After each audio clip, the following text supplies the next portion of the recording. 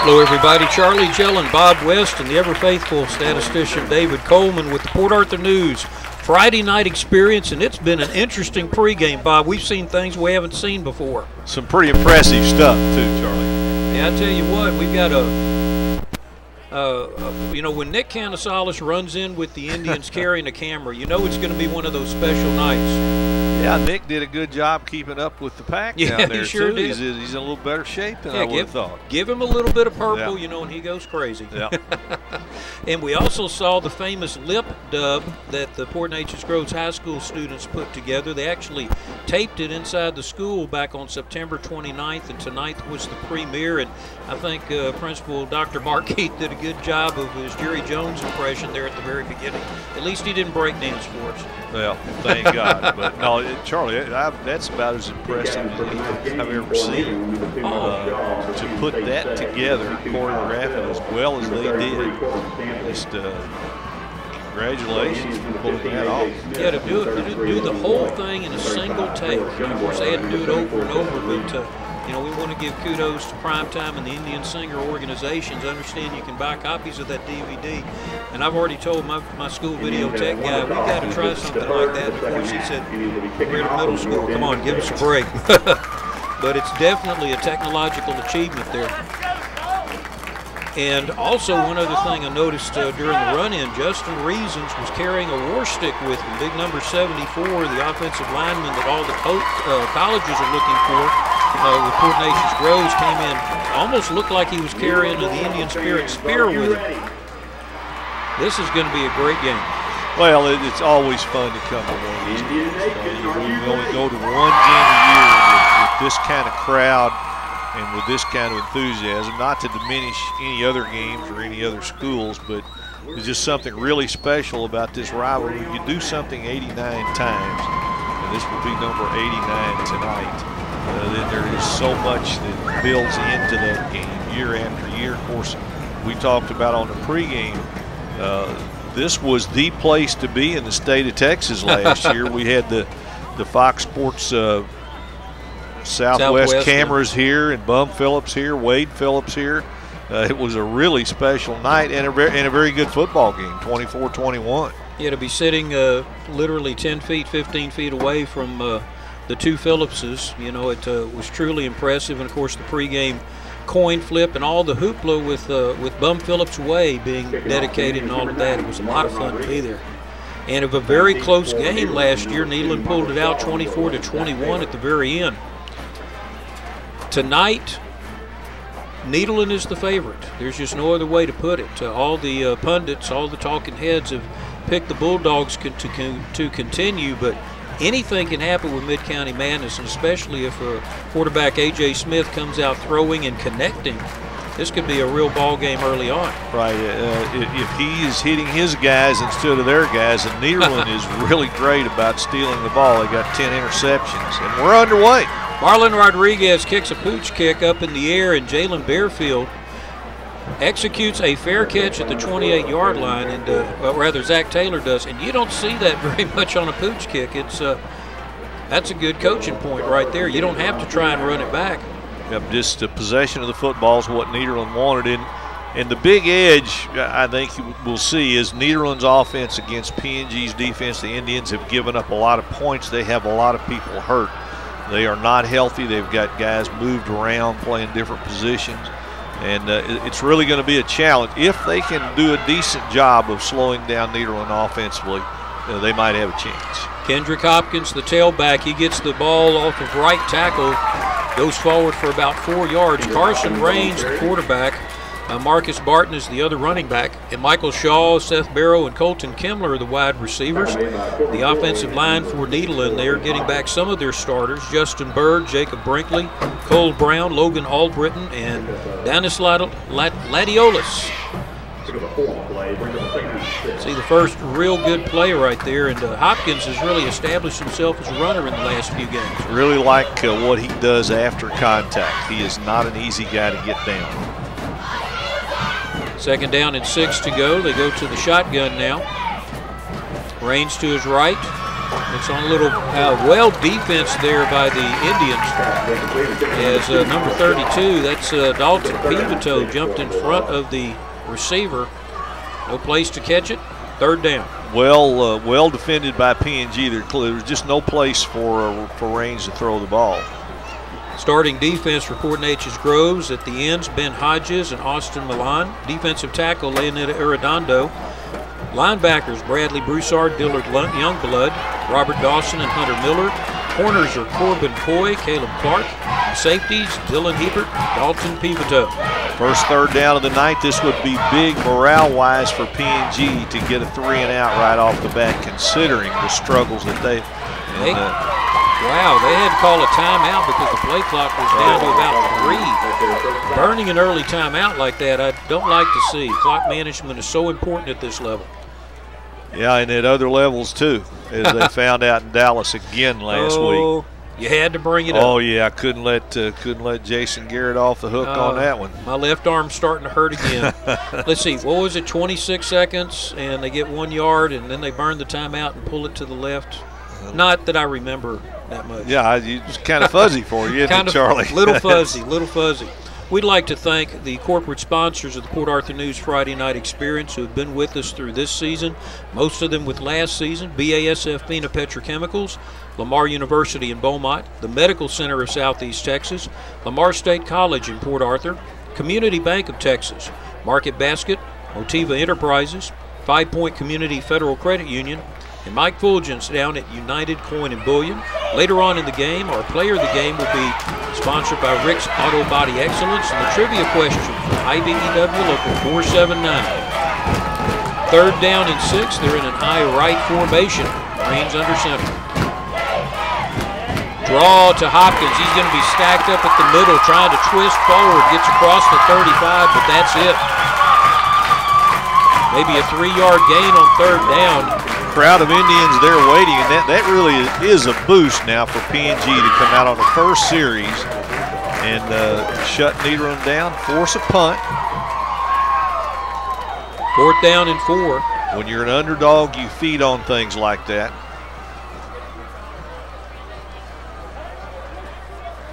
Nederland's punter Seth Barrow, a 39.3 average over the season. He's the district leader in punting average. That long punt he had of 60 yards. This one's end over end. It's going to be caught on the run. That's a touch ball, and that's recovered by the Bulldogs, I believe.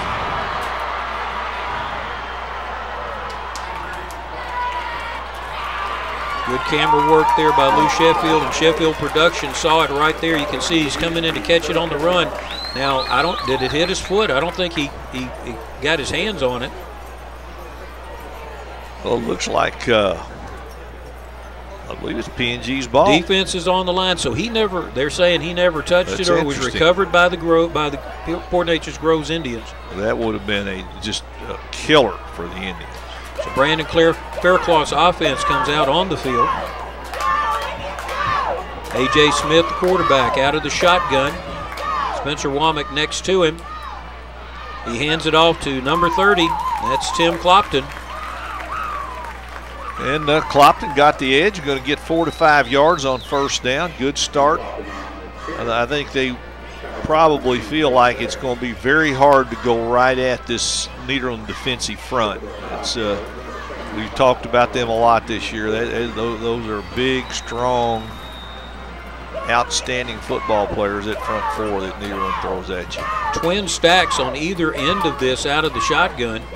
Womack alone back with quarterback Smith as the Indians keep it on the field, and they're moving quickly. Quick wide receiver screen. It's going to be a first down, or real close to it. I think he got it. Is that right foot or left foot?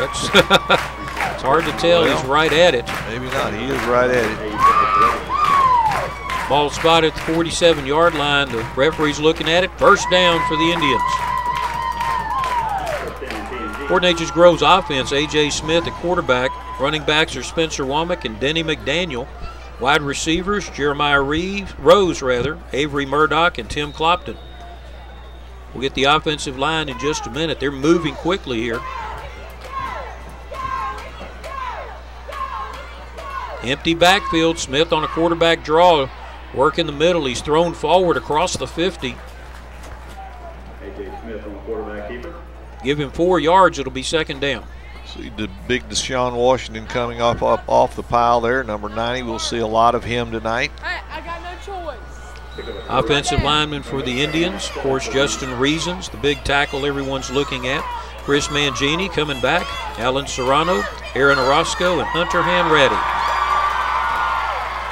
High snap well over Smith's head. Washington is following him, and Smith downs it at the 28-yard line. And give A.J. Smith credit for doing the smart thing and just wrapping up the football there. You see guys run back, try to scoop it up, not get it clean, and the other team comes up with it. He did the really smart thing, covered the ball. Going to make it 3rd and very long, but at least they still have possession of the ball, and at worst, we'll have an opportunity to punt it away instead of giving it to Nederland inside the 30-yard line. 27 yards to go after the loss, and again, it's a very fortunate spot there. Put him at the 30-yard line. Deuces. And that pass is over to number 46, Denny McDaniel, running a quick out. They were trying to set up just a little play on that side, and Smith was pressured by Washington, Deshaun Washington. And so the Bulldogs hold. And their defense, by the way, a couple of defensive ends very well thought of, Deshaun Washington and Kobe Curon. Defensive tackles Caleb Malvo and Brock Pryor. Linebackers Jordan Wood and Corbin Stampley. 2 corners, Zach Taylor and Seth Barrow. And watch out for the safeties, Sage Say, Colton Kimler, and Bryce Whaley. Kimler leads the district with 4 interceptions. Nice kick from Caleb Clark. Taken by Michael Shaw, and he is hit very hard. Good special teams coverage there for the Indians, led by number 31, Robert Dawson. See him come into the picture right there, wrapped around the ball carrier. Dawson, a starting linebacker for the Indians tonight. So after the exchange of field position, the Bulldogs get about 8 yards on the exchange. They punted from close to their 35, and they start their second possession at the 43.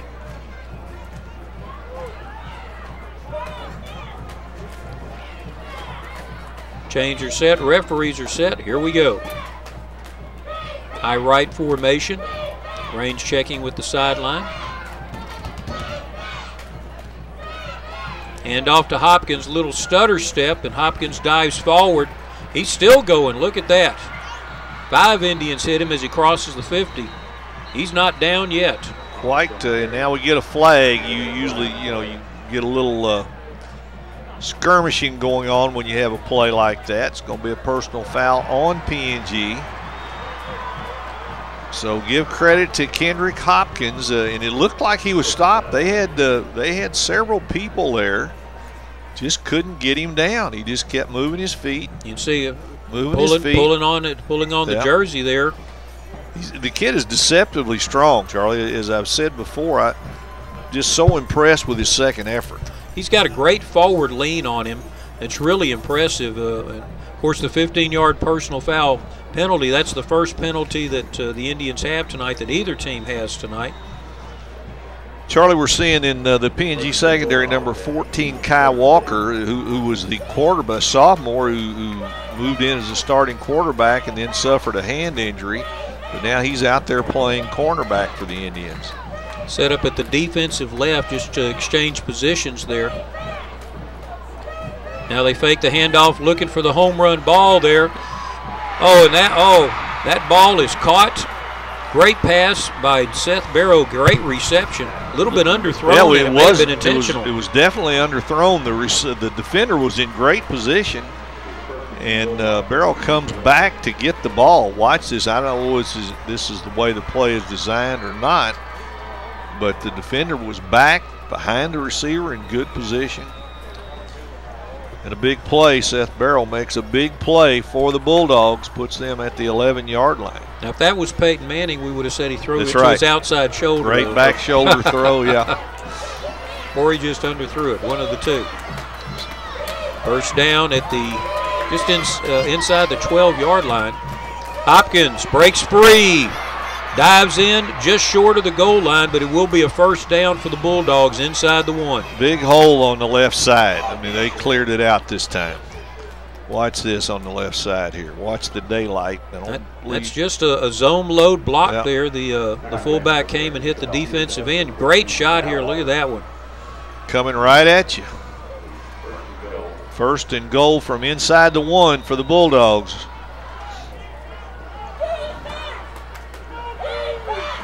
Methodical Nederland offense helped by a 15-yard personal foul penalty. Raines has got quite a few touchdowns this year on the quarterback sneaks.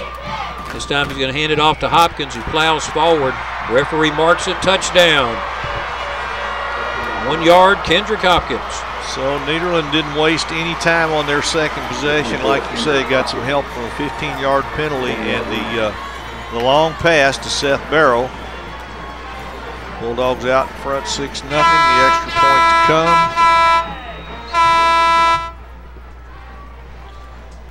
Charlie Nederland, and this is very impressive to me. Nederland working on a 13-game winning streak in District 24A. And pretty solid, pretty well-balanced district year in and year out. And to win that many straight games in that district, pretty impressive. Tanner Noel continues his perfect streak, 19 PATs this year. 7-0, Nederland over Port Neches-Groves, 7:14 left in the first quarter. We'll take a commercial break and be back in just a moment.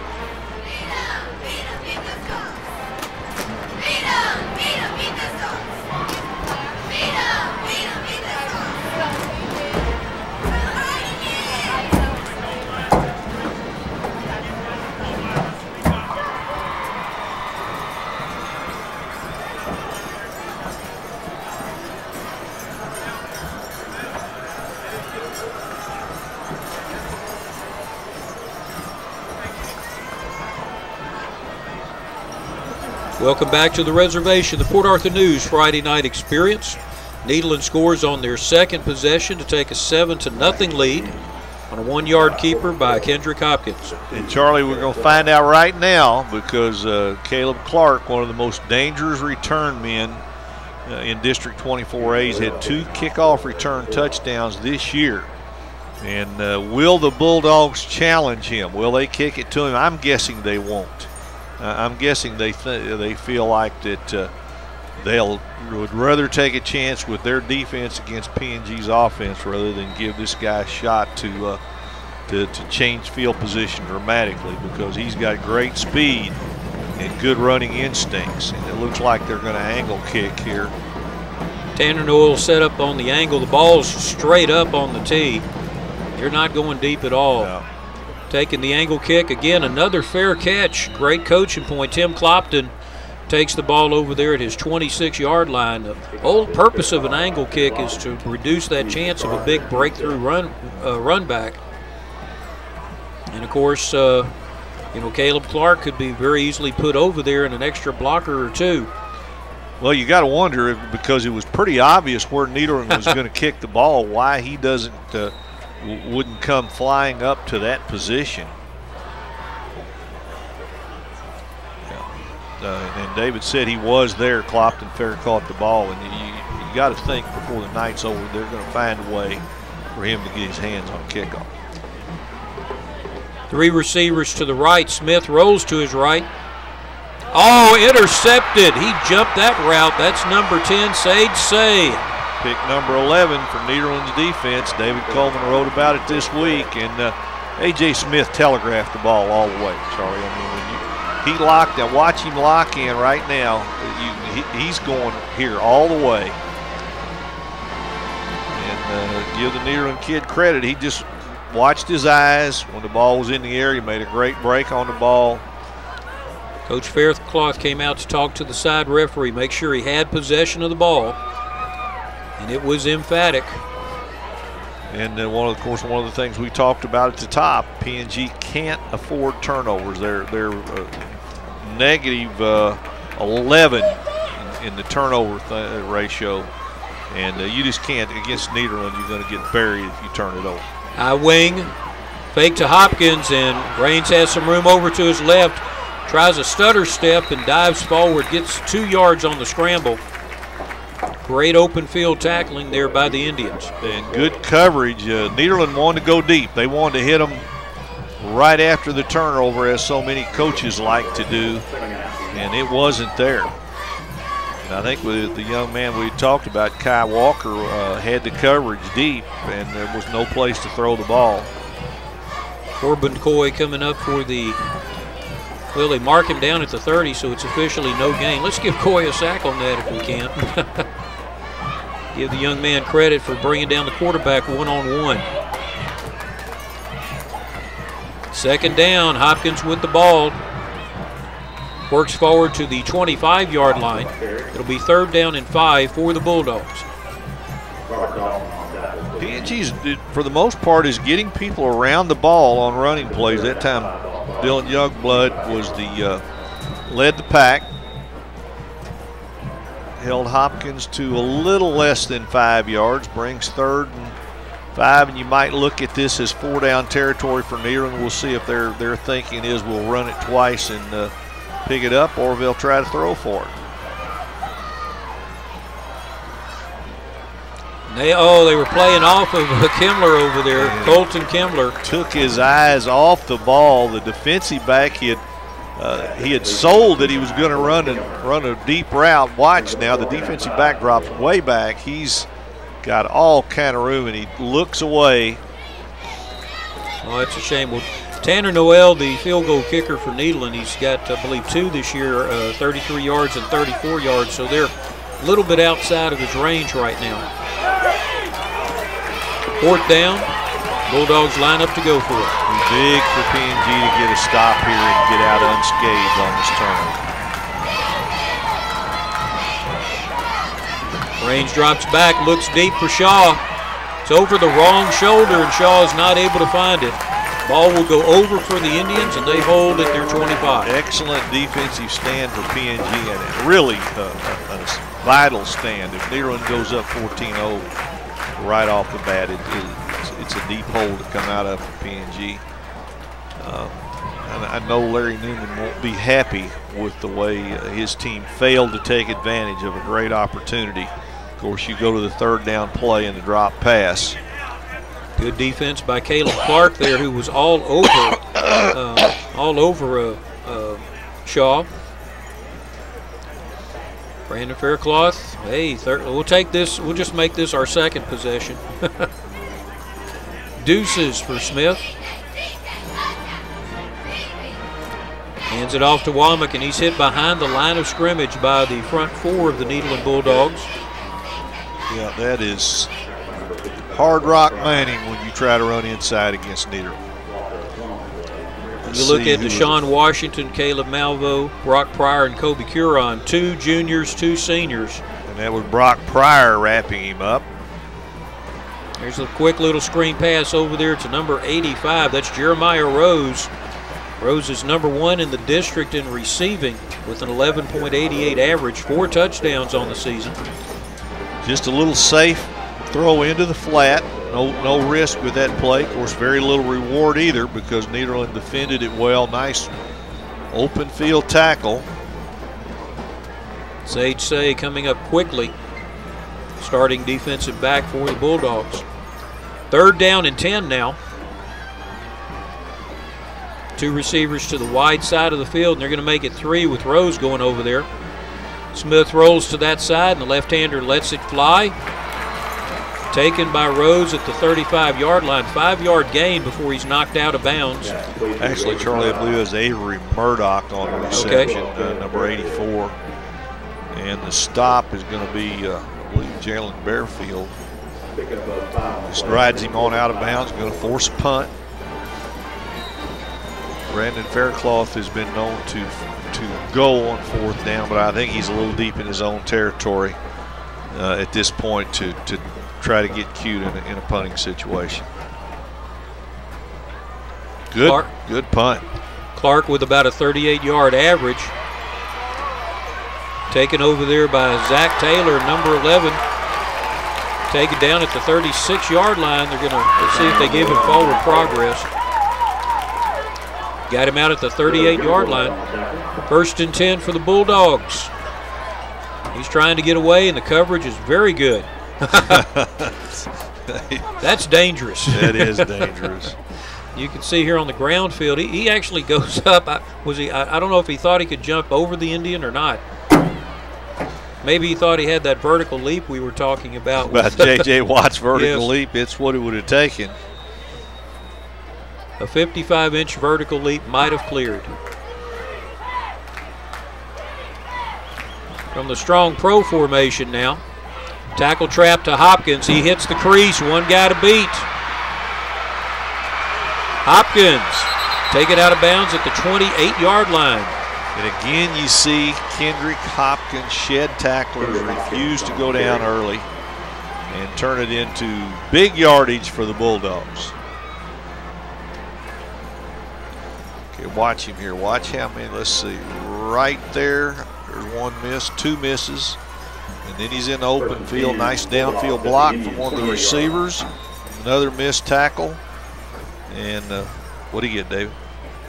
33 yards. That gets him up to 58 yards here in the first quarter. 6 for 58. So Kendrick Hopkins is off and running toward a big game, it would appear. High formation.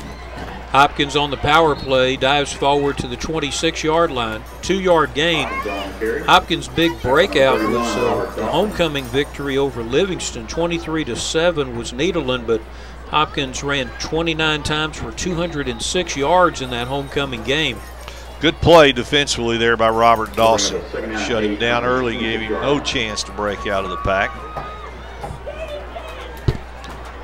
Dawson took over Logan Warlick's linebacker spot this week. Pro formation now. Raines under center. Hands it off to Hopkins. Student body right. He bounces it, looks for the end zone. Gets down to the 6-yard line. It doesn't take, it takes more than 2 Indians to bring him down.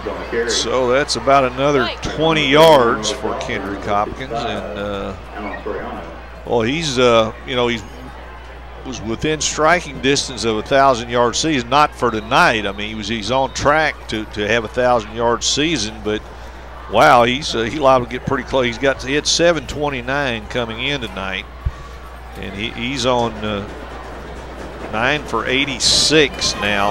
Wow! In the first quarter, so he may get close. High wing. Hopkins from the 6 hits the pile and shoots forward. Ref's going to mark him down at the 1-yard line. Got that forward body lean that all good running backs have. He's going forward, going downhill, keeps moving forward after contact. At the 1, Raines gets the touchdown. Raines dove in from the 1-yard line. Carson Raines has several 1-yard plunges throughout the course of the year. You can see there's a lot of fighting right there. Raines trying to get up and show the ball to the referees. 13-0 with 1:53 left in the first quarter. Tanner Noel lining up to attempt the point after.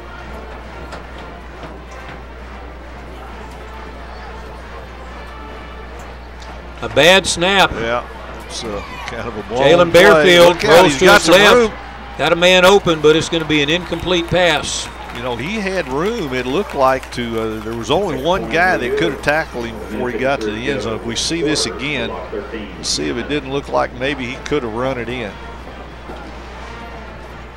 It's all about the timing, and the timing was messed up right there. A little bit of a high snap. Bearfield picks it up, looks to his right, and then comes back to his left. And there was only one guy over there. The guy defending on Kobe Karan, who was he an eligible receiver on that play? If he was on the defensive end, I know he would have been if he was on it. Does he? I didn't look to see if he lined up on the end on the blocking unit. So the score remains 13-0. There have been times when those missed points have come back to hurt you. Reference the Nederland Viter game. 20-13 is a lot tighter than 21. Well, let's see if Caleb Clark figures a way to get up and field this kickoff. Clark, number 2 for the Indians. He's kind of hiding in the backfield right now, waiting to see where Noel is lining it up. It appears Tanner Noel is lining the kick exactly like he did last time. But it's a chess match. They look at each other. Bryce Whaley makes the call to the cover team.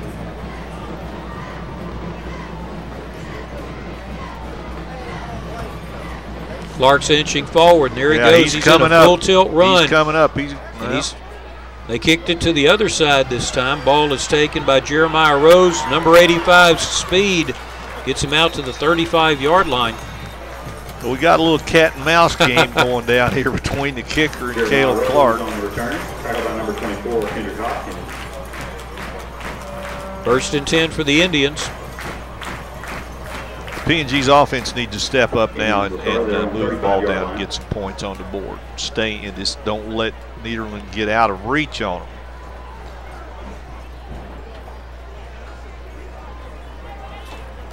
Diego Medina moving into the backfield now with quarterback A.J. Smith. Indians having that the stacked deuce look again. Receivers right behind, stacked on each side. It's hard to decide who's going to cover one, who's going inside, who's going outside. Smith fakes the handoff to Medina and keeps it, dives close to the first down at the 45-yard line. Just short will give him 9 yards. It'll be second down and 1. Good fake, got Nederland to bite inside. Smith has the athletic ability. Give him some daylight, he can get you some yards. Now they put 3 receivers to the left-hand side. A little bit of a low snap. There's that. Oh, and he caught it. I tell you, Jeremiah Rose, I don't know how he caught that. What a catch. Got the first down, but I honestly thought the Nederland cornerback coming up hard had a chance to intercept it and take it right back. Good presence of mind by Rose. Almost like he tipped it to himself. Gets the first down at the 46-yard line. In between. 45 and a half. David's probably over there figuring out fractions and decimals. I'm just keeping it simple here. Smith, a bobbled snap, hands off to Diego Medina. Medina dives forward for a 5-yard gain into Bulldog territory at the 50. Bryce Whaley up out of the secondary to make the tackle for Nederland. Good positive play for the Indians. Kind of a back hip handoff there. You can see big number 74, Justin Reason's kind of moving everybody with him. Here's that little screen pass over there. This one in front of Jeremiah Rose, and he was not able to tip it to himself. And they're just hoping to get Rose in space, hoping he can make a move. He doesn't have a lot of people to beat on that type play. If he can make one guy miss, he can turn it into a pretty productive game. Rose with 4 touchdowns over the season. Stacked deuces again. Medina in the backfield with Smith. Smith fakes it again to Medina, and everybody closed in on him. And then the ball is popped loose from Smith right at the 46-yard line. Colton Kimler coming up, making a really sure tackle there. And did the ball get loose? And the way everybody was going, it looked like it was. Let's see here on the replay.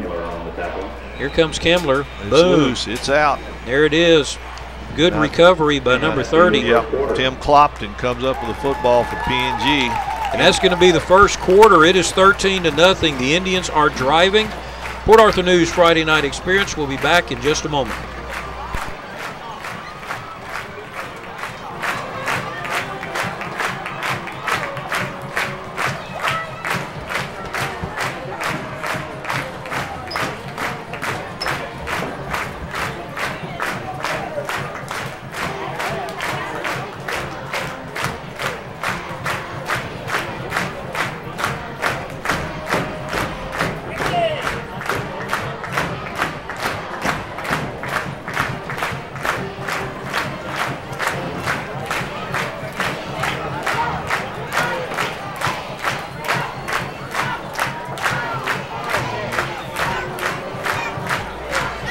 starting the second quarter now. There are a couple of things that Mark Keith, Dr. Keith over at Port Neches-Groves High School wanted me to pass on. Of course, they wanted to congratulate Coach Como on her district championship with the volleyball team. 1,100 victories, 40 consecutive years in the playoffs. Congratulations to Coach Como. And tomorrow, the UIL Region 10 Band Marching Contest will be held here at PNG Indian Stadium with a special appearance by the Lamar University Marching Band. They go for it on 4th and 1. Looked like Smith was going to be stopped. He gave a nice second effort and got the first down for PNG. Indians really need points off this possession. Great play there. Gets them into down to about the 43-yard line. And again, the Indians showing a little bit of a hurry up. They have not huddled yet. Everybody getting the signals from the sideline. Stacked deuces once again. Medina beside Smith. A little bit of a low snap. Wow. Hard hit over there. Avery Murdoch caught the ball and almost wishes he hadn't. Jalen Bearfield flying up to make the tackle on his play. This is almost an NFL cornerback play. Watch how he takes the legs out. And the other receiver out there didn't sustain a block long enough to give Murdoch a chance to get on track, get moving. Almost a 3-yard loss. Same formation. This time they run the quarterback draw with Smith. Gets about 4 yards of it back. It'll be 3rd down and 8. Colby Caron cleaning up here for Nederland.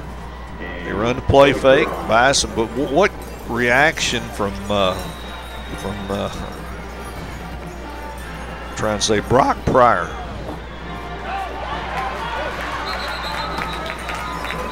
Jeremiah Rose with the ball gets close to the first down. It all depends on where the referee marks it out to the 33-yard line. Again, as fast as the Indians are going, it's getting a little hard for the cameras to catch up with things. But that's the mark. They're trying to keep the Bulldog offense a little bit confused and definitely on their heels. 4th and very short. We'll see that play again and again for PNG. They feel like they can make something happen with it. 4th and short. Smith has it. It's the first down to the 30-yard line. So very nice drive here for PNG. They've had to go to 4th down a couple of times. 4th and short. They've made it. Just an old quarterback power play. You'd see that in middle school. And it's very successful. Well blocked. He had the first down before anybody touched him. I think they feel good when they go behind Justin Reasons, and for good reason.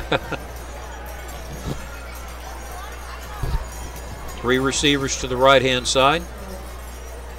That is a lateral double pass. He's wide open. He is wide open. It's going to be a touchdown. It's a touchdown, and there's also a flag on the play back where Rose was hit. Rose tosses it to Murdoch for an Indian touchdown. Great call from Brandon Faircloth. They set it up beautifully, and it is a touchdown. Flag was obviously against Nederland. Hope we get another look at that one because they did a great job selling the play. 13-6, and they're setting up the swinging gate here, with Nederland only having a 6-point or a 7-point lead at this point. There they go. They're going to go for 2 points. Smith rolls over, and the ball is well over the head of his intended receiver, Corbin Coy. And I know they do that a lot of times based on the look the quarterback gets, but when you're down 6, when you're down 7, here it is. And Rose made sure he had that ball, and you can see how wide open Murdoch is, and unlike Jackie Smith, he held on to it. Well, give Rose credit. Yeah, you're going way back in Cal. You're punishing yourself now, Charlie.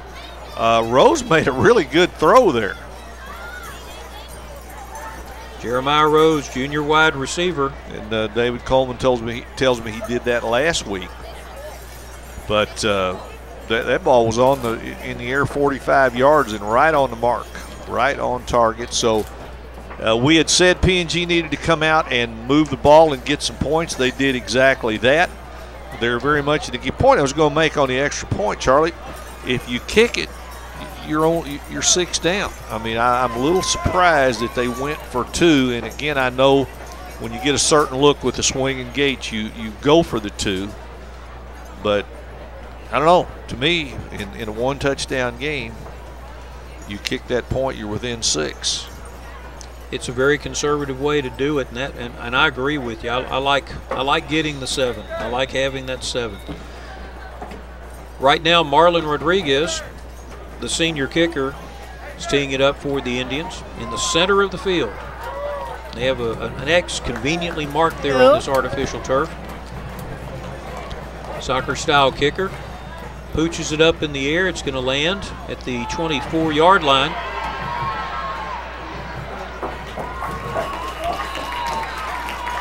Ball goes out to the 36, make it the 37. A good return by Brandon Self there, senior defensive back. Hunter Miller in on the stop for P&G right there. Well, that's 32, but Hunter Miller in there first, so let's give credit to Dalton Pivito for being there first. So Indians back within a touchdown. Let's see if their defense can slow down Kendrick Hopkins. Raines brings him out in an offset eye. Tight end on the short side of the field, 2 receivers to the wide side. Hopkins dives forward to about the 39-yard line. It's a 2-yard gain. That was a little bit of a slow delaying, slow motion play there. Yeah, Alan Soriano gets a little penetration here. Locks up, makes the tackle. No damage for Kendrick Hopkins that time. That certainly lowered his average. A little bit of a quick trap that time that Soriano was able to get around. 2nd down and 8 to go. Strong pro formation now. Raines drops back, looks deep. He's got pressure from the backside. He's just going to go out of bounds himself. There's a flag thrown on the play at the very end. I think they're going to get him for a late hit on the boundary over there. I want to see that though. It didn't really look close. Of course, the official's over there right on top of it, and it's right in the Nederland bench. That's not a good place to hit a guy out of bounds. And it appears to be what the call is going to be. Dead ball foul, personal foul against the defense. A good shot there from the twin sisters, getting a close-up view on the far side of the reservation. And the official's going to have to come over and explain that one, because I know Brandon Faircloth is not happy with that call. Let's see now. Let's see how close to the boundary he was. Raines has got a little speed here because he gets away from a couple of guys. Yeah, he's definitely out of bounds. They need to drop the sticks a lot sooner too. So yeah, Nederland does not need help. Those kind of things kill a team that's an underdog. High right formation. Raines breaks it free on a quarterback counter. Raines gets the 1st down, stepping out of bounds at the 34-yard line. I have not seen that one before all year. I haven't either, and I want to see it again because it looked kind of funny. It's a design play. He's pulling his offensive lineman there, Cole Brown, led him through the hole. So see that 15-yard penalty, Nederland would have been facing 3rd and 10. And instead they get the 15-yard penalty, gives them a 1st down. Raines comes back with a big play. And all of a sudden the Bulldogs are knocking on the door again. You just can't help a team out. A team like Nederland, you just can't give them 15 free yards. High formation for Raines. Fakes it to Hopkins, rolls to his left. Nobody's there, and he's going to just hold on to the ball this time and be taken down for a 4-yard sack. Excellent coverage again by Kai Walker. We'll see a replay, and this Nederland wanted to go deep. Kai Walker, the sophomore, sometimes quarterback, now a cornerback. Of course, he understands everything very well from an offensive standpoint. Your quarterback has to know where everybody goes, and he started one game for the Indians before he was lost to an injured hand. Flag is thrown as the Bulldogs broke the huddle with at least 12 guys on the field.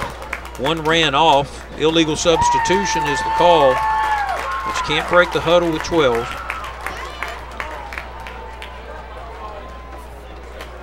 Coach Newman's on the field, and he understands that. I mean, you know, the referees can count just like everybody up here. It's kind of hard to, when you're wearing black and gold, you kind of stick out at the reservation.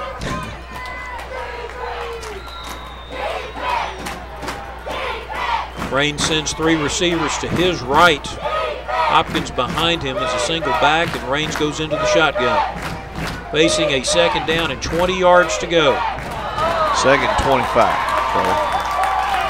Because wow, they're coming back 5 more. So wow. Well, if you're gonna jump offside, get your nickels. Oh, he did. You know, I mean, it's okay. As Bob said, 2nd down and 25. So all of a sudden, what looked to be a promising possession for Nederland is now backed into a really difficult conversion. 2nd and 25. Carson Rains and Kendrick Hopkins in the backfield. High handoff, and Hopkins gets the ball. He breaks free. Gets back quite a few of those yards, back to the 36-yard line. And that's a good call to get back half of the yardage. 14 yards total, and again, you can see it's tough for that single Indian to bring him down. And would have been a lot more if Dalton Pivotal doesn't wrap Hopkins up. Probably puts him up around 100, doesn't it, David? 3rd down and almost 12 to go. Bulldogs need to get to the 24-yard line for the 1st down. Same formation. Hopkins now to the right. And he rolls to the right, and Rains, quarterback draw. There's the 1st down. He's thrown forward and gets the 1st down. Tackled by Dillard Youngblood. Wow, 2nd down. 2nd and what? And 25. 25, right. 2nd and 25, and they converted. Wow. 2 great offensive plays just working up the middle. Nothing fancy, just hitting between the tackles. Now the Bulldogs go to their deuces. Good crowd shot. They're packed in here at Indian Stadium. Ran out of tickets last Tuesday.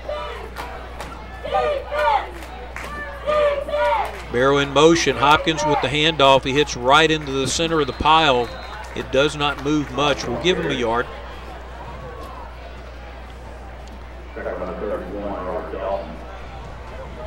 Second down from the 22-yard line. You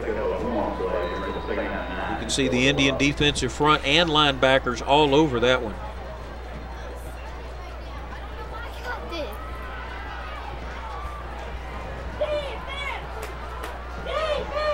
Clock is running here in the 1st half. Pro formation. Here goes the tackle trap. Hopkins follows it, dives forward. Got the 1st down, or close to it. Going to be close. Going to be close. They don't give you the skid marks anymore, do they? Don't believe. But you can see the tackle coming around, leading the way. This, look at how well he goes forward after contact, Charlie. With 2 guys, he rides it on in there, and he's less than a yard from 1st down range. Dalton Pivotal, the Indian who brought him down. Now they go to an I-wing formation. Power play to Hopkins. He's got the 1st down, moving forward, trying to dive, but holding on to his legs. It was number 31, Robert Dawson. 1st down for the Indians down to the 8-yard line. You can see Dawson gets a hold of that left foot and won't let him go.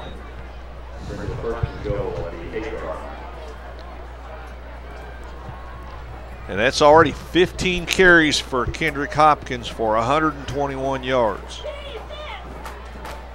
Offside eye left formation. Twins to the far side, and it's a quick pitch to Hopkins. He's looking for a hole. He's got it around left end, dives in. Touchdown, Bulldogs. Well, obviously, the key to that is converting 2nd and 25. Instead of trying to get it all at once, just biting it in half. And 2nd and 25 on 2 rushing plays. That was the amazing. That's the point. That was a good point, that they didn't have to throw the ball to get it.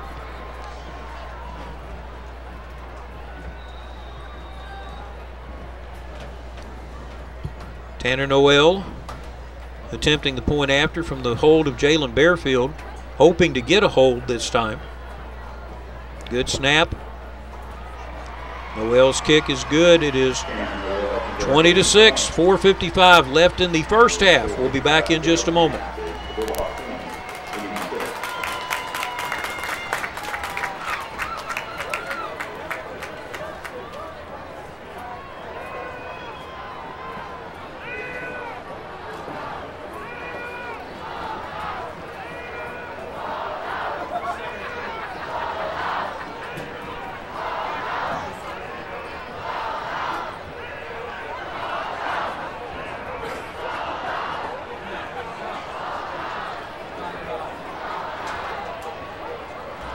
Well, the Bulldogs come back and match the Indians' score and had a point after as well. So we've got the ball game we expected, 20-6. Let's see if Mr. Clark can figure out a way to get the ball. I mean, it's Tanner Noel is setting it up at his left hash again with the ball straight up. He's not trying for depth here. He's looking for height. And he and Mr. Clark, or Caleb Clark, are trying to figure out how to avoid each other. At least Clark's trying to figure out how to get the ball. And Tanner, I bet you, knows exactly where number 2 is. He kicks it left this time.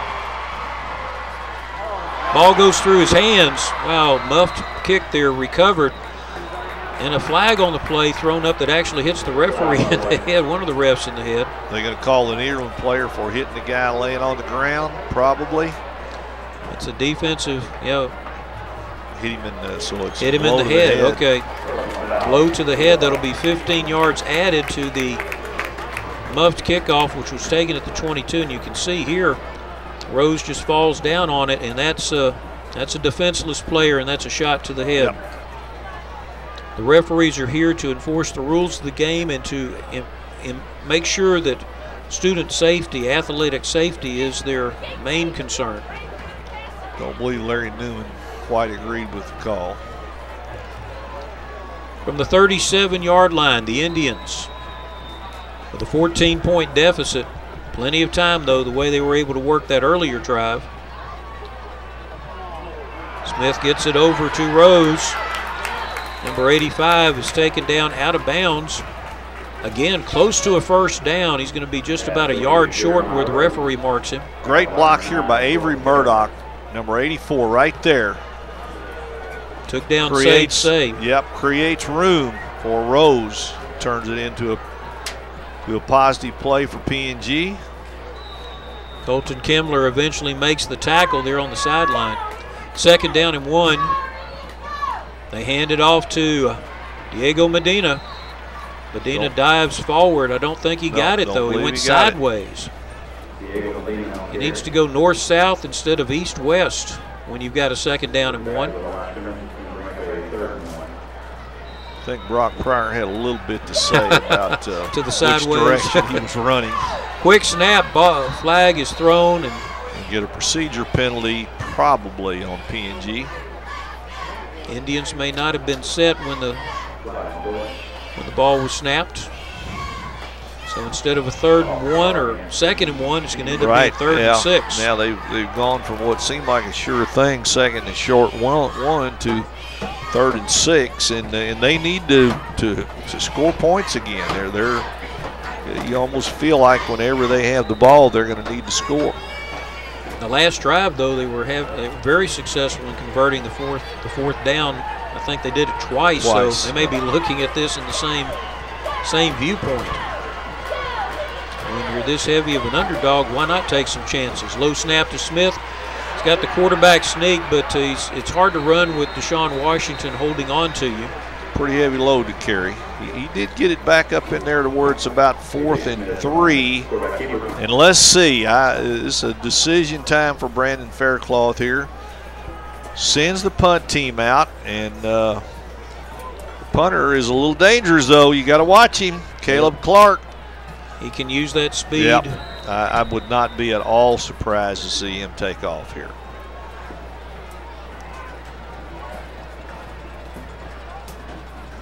Bulldogs are setting up the return. High snap. Clark brings it down. A good kick. It's over the head. Hits it about the 18. It's going to roll. Oh, wow. Indians couldn't quite get to it. Bradley Broussard trying to get to it, but it was a fantastic kick, fantastic punt by Caleb Clark. 55 yards by Caleb Clark, and so now the burden really on the PNG defense. You can't get any farther behind against Nederland. And you got to give Kimmler some credit there. He waved fair catch right. and ran forward from where he was at the 20, kind of decoyed a few of the Indian coverage guys to coming with him, and Bradley Broussard tried to get to it, but it had too much of a forward roll. So 3:12 left here in the first half. Nederland has not been very effective throwing the ball tonight. They had one big play in the passing game. Other than that, not sure they have another completion. Raines in the shotgun with Hopkins to his left. A deuce look for the receivers. And a flag is thrown. They were trying to throw a little quick screen to Seth Barrow on the right-hand side. Take them back 5, though.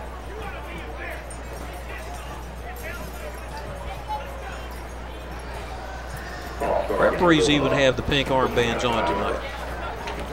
See a lot of that, especially in the NFL. 3 receivers to the left side along with Hopkins. The referees are making sure everything's lined up before the ball is put into play. PNG needs to come up with a turnover here and get them something before the half. Quick screen over to Shaw. Shaw tiptoes along the sideline, gets about 13 yards back. Same play they were going to run to the right side. They come out and run to the left side after the penalty. Look at Larry. He is really getting into that official, isn't he? I thought it was a good spot. Larry, you win in 20-6. You can see here on the replay, Raines quick shot over there to Shaw. I didn't pick up who made the block, but it made space for about 7 or 8 more yards. 2nd down and 2 to go now. Hopkins up in front of Raines this time because it's just a quarterback power play. Raines didn't get it. Gets close to the 30, but I think the linebackers pushed him sideways. It'll be 3rd down and short. Thought they were setting up for a wraparound draw. Charlie, I saw Hopkins up front. Dalton Pivotal, number 32, comes forward along with Robert Dawson, number 31. Anytime linebackers meet, quarterbacks usually have a headache. Expect Hopkins to get the ball this time. Bunch to the right. Raines in the shotgun. Nope. He keeps it. Hopkins blocks, and Raines gets the 1st down going out of bounds at the 35-yard line. 5.5-yard gain. Clock stops with 2:22 left in the half. Almost a high snap there, and you can see Hopkins blocked just enough to engage the cornerback. Raines being chased by Tyler Thompson. 1st down and 10, 3 receivers to the right. Raines checking the sideline. Play clock's at 10 seconds.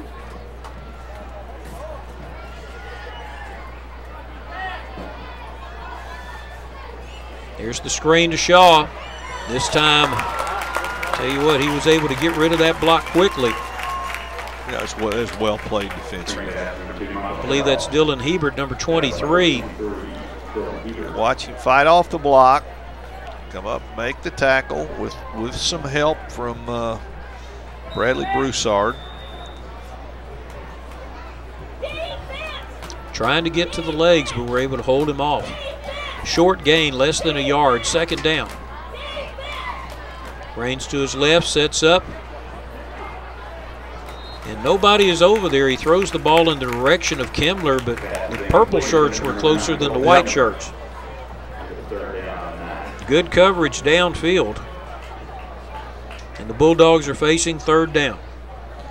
3rd and 9. They really don't want to give the ball back to PNG, but they'll have to if they don't come up with something here that can get them 9 yards.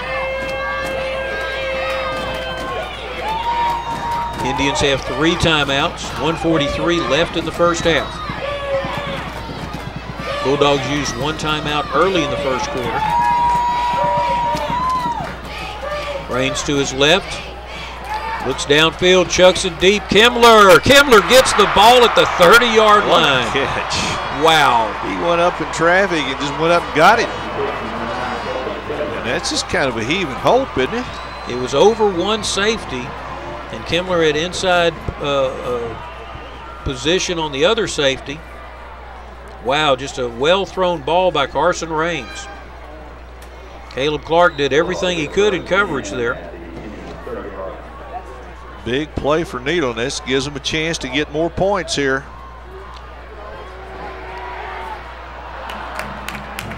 Ball is over the head of Kimmler. With 3 receivers to the right. Raines looked over to that side and then turned to throw it into single coverage, but Kimmler was never really open. Good defense by Kai Walker over there, number 14. Plenty of time for Nederland, 1:24. They're at the 30-yard line.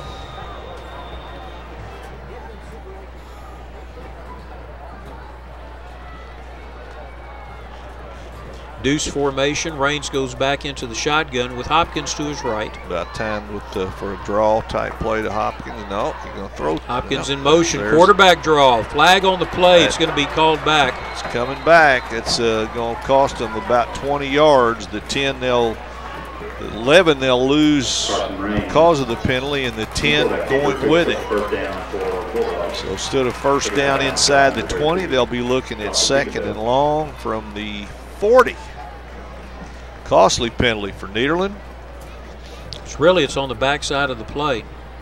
And last time they were in this situation, they picked it up with 2 runs. Let's see what they do this time. Will they try to throw it, or will they go back to Kendrick Hopkins? He's surprisingly to me, he's not carried the ball in this possession, and they may be cognizant of the fact that how much he's carried it already.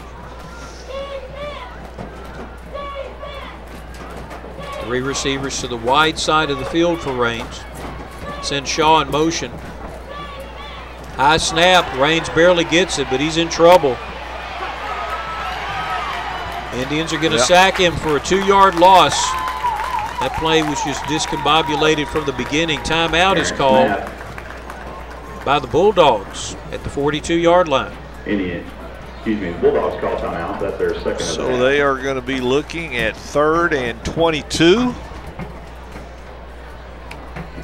This will give us a chance to talk about the Nederland High School Project celebration. They're actually having a giveaway of a 16-foot low aluminum boat. And I can say from experience with both of these schools that both of them have a strong project celebration program. I've even talked to the different booster clubs. They have great promos going on, and both communities support the student organizations and these different booster clubs. You've got band booster club, you've got the athletic booster club, there's an Indian singer booster club. There are booster clubs all over the place, and of course it's very helpful to the kids.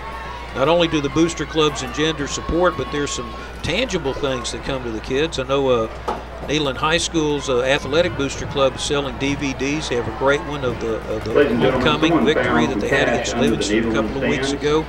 And principals Mark Keith and Stephen Beagle just want all the fans to know, hey, you don't have to just come to the game. You can come out and support our students through the different booster clubs. Maybe you'll be in the next Lip Dub. Wouldn't that be cool? That still amazes me. Yeah, that really was quality production. 3rd down now for the Bulldogs. A difficult conversion in front of them. Pressure. Raines drops back, and he is sacked again. Back-to-back sacks. Raines sacked by Corbin Coy. Corbin Coy coming up from his defensive back position. You'll see him coming in from the top of your screen here. Surprised that Hopkins PNG never saw him. Yep, no, he never did. A little surprised that PNG didn't call a timeout here. So Nederland in no hurry. They're going to let it run down. Play clock differential is about 4 seconds. with a 4th down and a country mile ahead of them. They may just go ahead and take a penalty, let it go all the way down. 5 yards won't make any difference. So well, they call a timeout. And we'll take a commercial break ourselves just before this 4th down. We'll be back.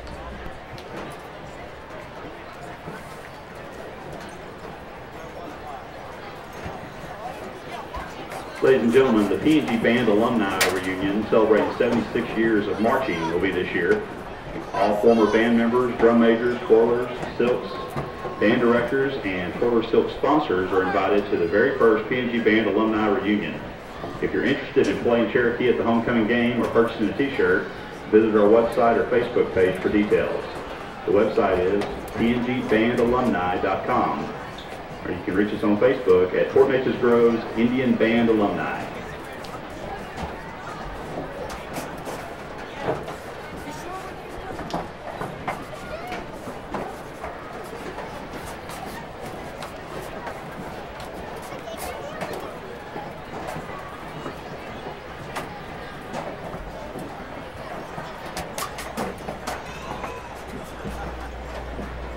We're back with the 4th down play. 3 seconds left in the first half. 20-6 Bulldogs over the Indians. Well, you'd think if anybody was ever going to try to block a punt, this would be the time to do it. And they're really not going to. They're just going to take it and run, and Raines made sure that everything was down to zeros, and that's what the Indians were happy with. So it is 20-6 at halftime. We're going to throw it back to the studio for some words of wisdom from James Ware and Nick Canisalis. When we come back, we'll have our IBEW Local 479 trivia question. We'll see you on the other side.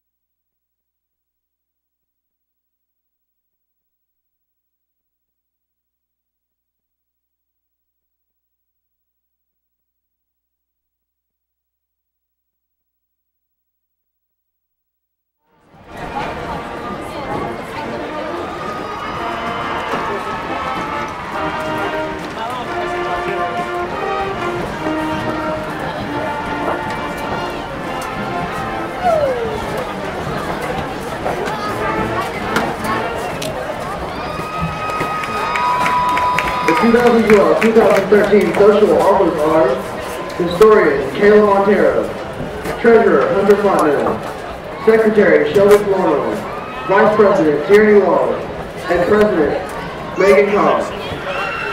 The 2012-2013 officers from left to right are First Lieutenant Kristen Semina.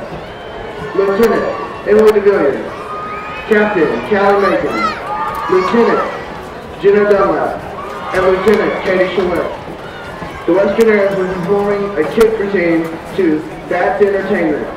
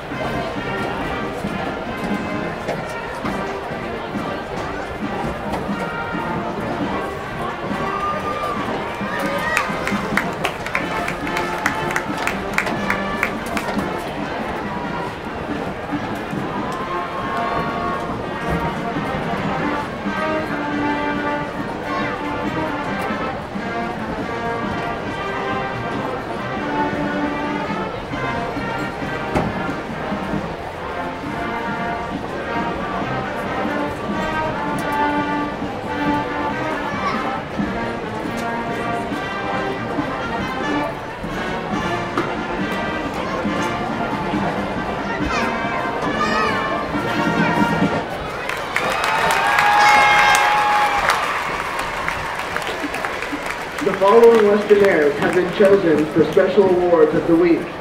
Girl of the week is senior Francesca Gaspard. Kicker of the week is junior Kim Shear. Banner girl is senior Hunter Fontenot. Congratulations to these Westernaires. The Westernaires are under the direction of Mrs. Laura Kendrick.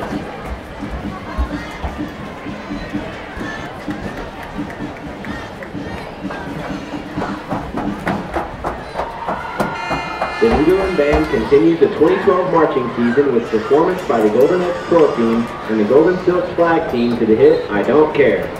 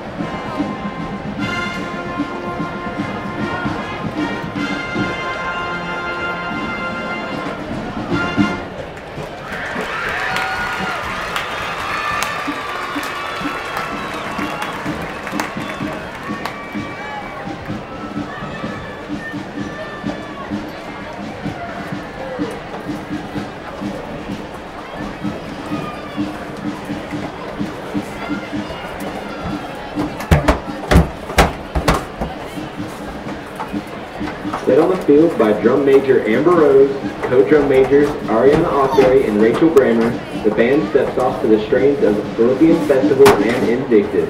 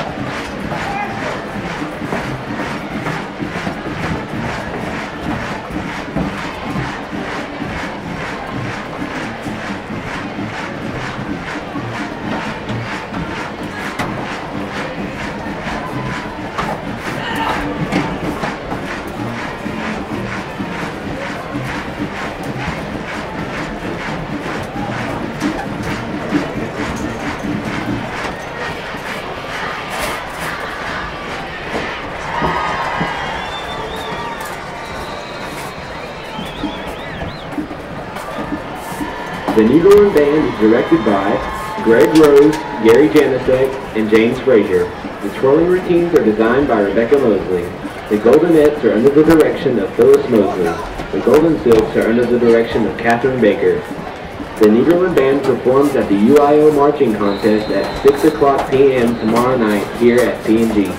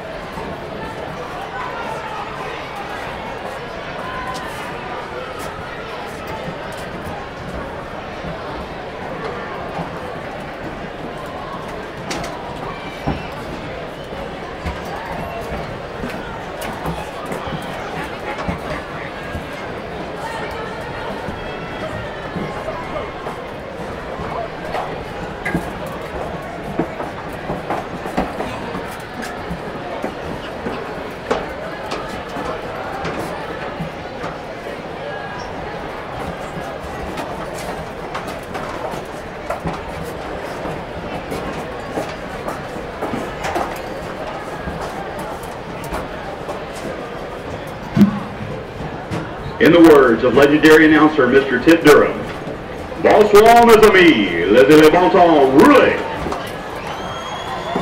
It is with particular pleasure and profound pride I present to you the Purple Pride of Fort Neches-Groves, Indian Band and Indianettes 2012-2013. The performing groups are under field direction of drum majors Stephen Corville, Sarah Deslott, and Caitlin McCoy. Please direct your attention to the field as Indian twirlers perform their routine to "We're Not Gonna Take It."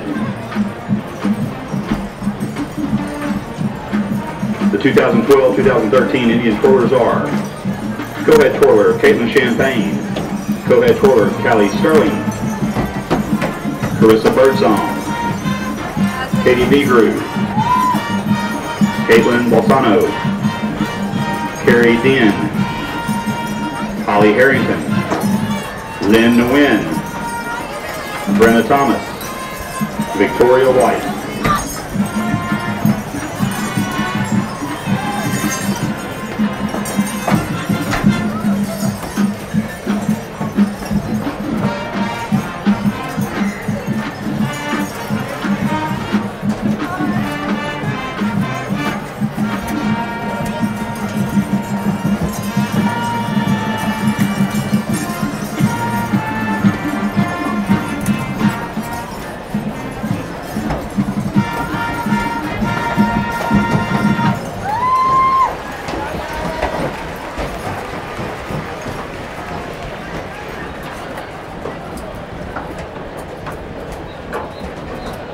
The Indianettes will now take center stage.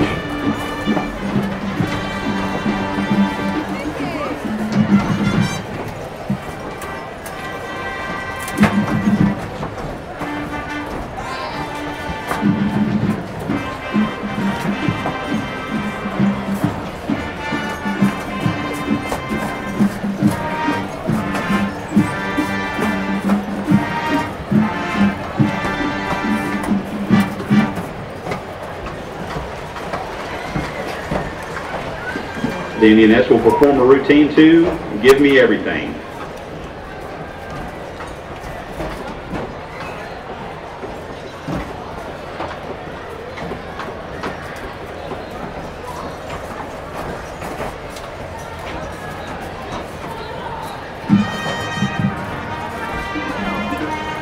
The 2012-2013 Indianette officers are Lieutenant Emily Bogger, Lieutenant Kayla Clifton, Lieutenant Amy Beckowitz, Lieutenant Gabby Jordan, Captain Allie Edgerly, Lieutenant Zara Kilman, Lieutenant Sarah Lamson, Lieutenant Mackenzie Richards, Lieutenant Carrington Thurston.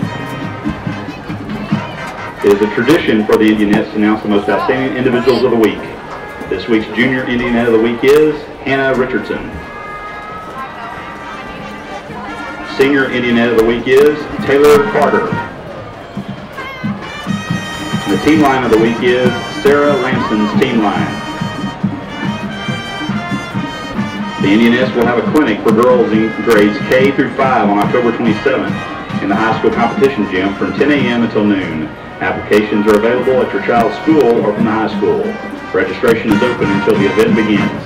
Thank you for supporting the Indianettes.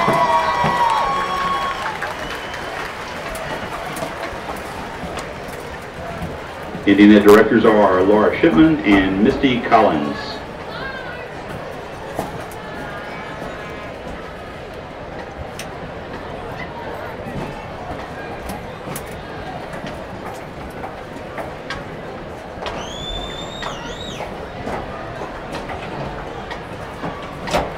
The Indian Band and Indianettes will now perform their 2012 Latin Marching Show.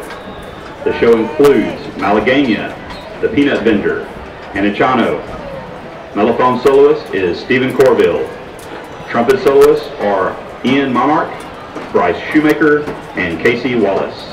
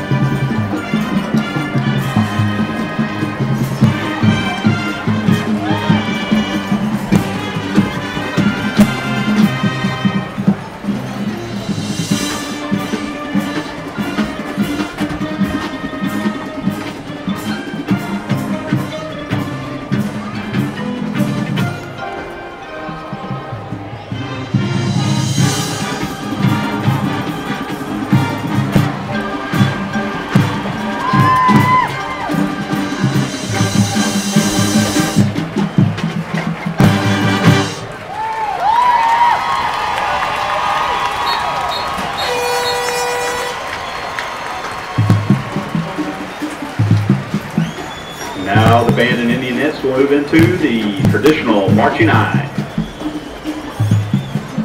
Band directors are Alex Wells and Philip Maldonado. Indian twirler sponsor is Jill Hamilton.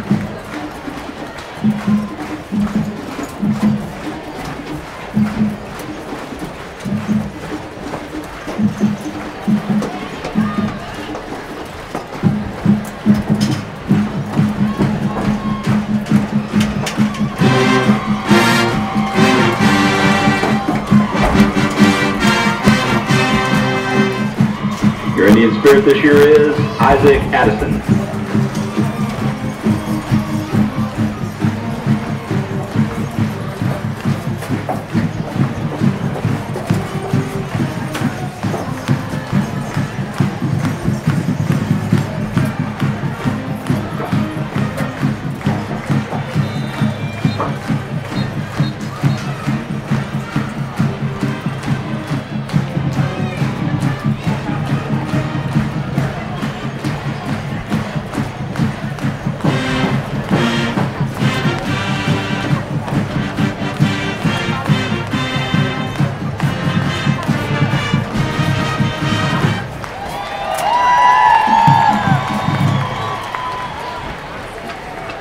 Ladies and gentlemen, tomorrow 35 bands will be competing at the Region 10 UIL Marching Contest here at PNG.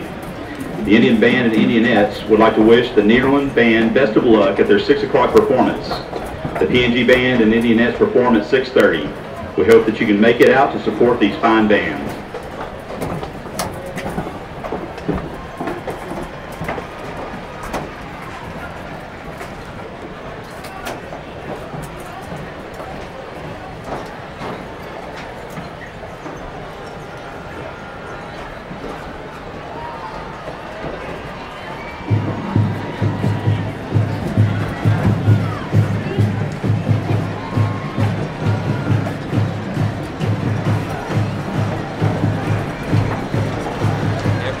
Player so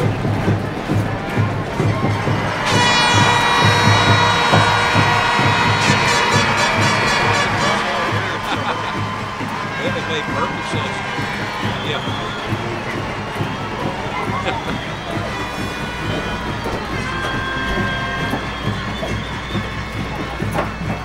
Welcome back for the second half of the Port Arthur News Friday Night Experience. Charlie Jellin along with Bob West and David Coleman, our statistician extraordinaire, and Bob, he's got some stats already for us. Yeah, actually the stats are a little more one-sided than the score. PNG's hung in 20-6. It's still anybody's game, but statistically it's pretty one-sided for Nederland. 13-4 in first downs for the Bulldogs, 153-16 in rushing yards, and 73-57 in passing yards. So the Bulldogs have outgained the Indians 226-73. The big offensive guy in the game, Kendrick Hopkins, 16 carries, 129 yards, and 2 touchdowns. Ladies and gentlemen, we have quarterback a ticket A.J. Smith, for leading the rusher cooler, for the PNG 7 for 29. Is Murdoch 3 catches for 33 and a touchdown for PNG. Nederland's receptions spread out. Barrow 1 for 25, Kimmler 1 for 34, and Shaw 2 for 14. Dawson 7 tackles for PNG, Pivotal 6, Pryor and Bearfield 4 each for Nederland. PNG's going to get the ball to start the second half, and so many games the tone is set on that first possession of the third quarter, and it's still a winnable game for the Indians, but I really think it's imperative that if they're going to do it, they need to take this first possession down and get points on the board. Well, the Indians did a great job there at the end of the first half. Back-to-back sacks pretty much put the Bulldogs out of any chance of getting any scored. We've got an Indian-flavored trivia question for you here, sponsored by IBEW Local 479. Here's the question. Brandon Fairclough, third coach to lead PNG to a perfect 10-0 regular season. And Bob, who had the only undefeated season in PNG history? Now, I'm not going to hold you to this one because they didn't give us a multiple choice. It's just one where you got to think about the only coach to have an undefeated season. And we're there's kind of a key there if you think about it, because the way the playoffs work now, it's a lot different. Right. Think about it for a minute. Tanner Noel, pooch kick, goes down to Rose. Number 85 breaks free. He's got one guy to beat. Gets around Tanner Noel. Taken out of bounds by the pursuit. Great play there by Rose. 36-yard line of the Bulldogs. Yeah, that's a great start for PNG. They kept it away from Clark, but Rose makes them pay and stakes them with good field position at the Nederland 41-yard line. Forced out of bounds by Brandon Self. Charlie, I'm going to guess that the answer to that question goes back at least to the 50s and maybe farther back.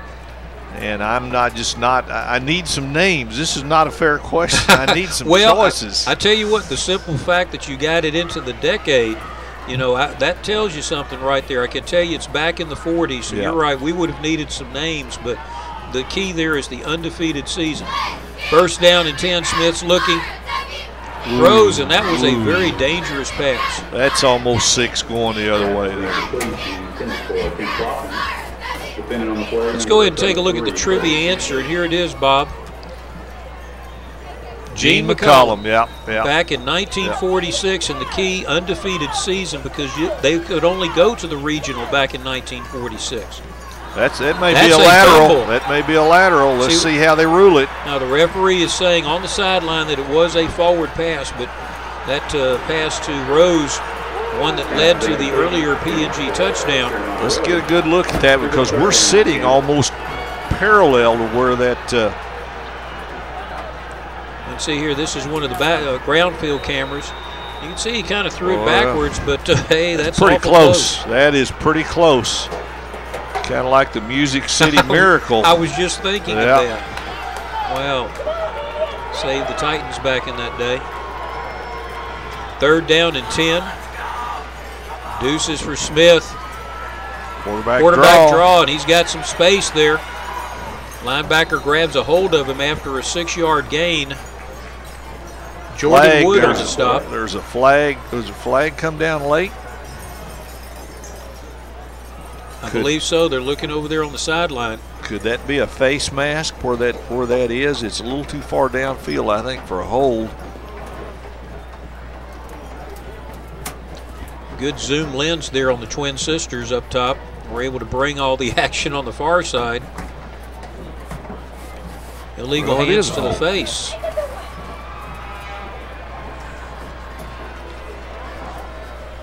See if we can catch it here on the replay. Good blocking there. I think it was right at the top of the screen. There was a helmet-to-helmet hit. And there comes the flag late. So it's 10 yards from the spot of the foul, so we're going to repeat third down. And it must have been right at the very end of the play. It was. The flag came right in where the ball carrier was. Ball is at the 41-yard line of the Bulldogs after Jeremiah Rose's excellent kickoff return to open the second half. 20-6 your score. Indians trying to get some points on the board quickly. Clopton in motion. Low snap. Smith's having trouble getting it. And he basically throws it over to Coach Fairchild, Faircloth rather, on the sideline. So the low snap just pretty much blew the play up. By the time Smith could get his hands on the ball, he's just running for his life. He never really got a clean pickup. There's a takedown there. Did you see that takedown? Yes. That's WWF takedown on that side. Incomplete pass, fourth down. And they're keeping the offense out there. Empty backfield for Smith. 3 receivers to the wide side, 2 to the short side. Now Smith calls them in. They're going to go into the quick kick formation. Kemmler drops back for the Bulldogs. Pops it up. Great kick. There's going to go down at about the 10. Kemmler's going to let it bounce, and it's going to bounce. Oh, that's beautiful. Die at the 1/2 yard line. Well done. Put the Bulldogs back up against the goal line, and now's the time you want your defense to come out and shut Nederland down, force a punt, get great field position again. Sure, we'll see a steady dose of Kendrick Hopkins coming off the goal line. Indeed, that is what happened 2 times at homecoming. Nederland's offense was in pretty much the same situation, Bob, and the first thing they did, ran a fly pattern to a single receiver going out, and then Hopkins on second down popped it for the first. So it'll be interesting to see what the Nederland offensive coaches are putting together this week against a fired-up Indian defense. Well, they're going to line up with the Court Reigns under center.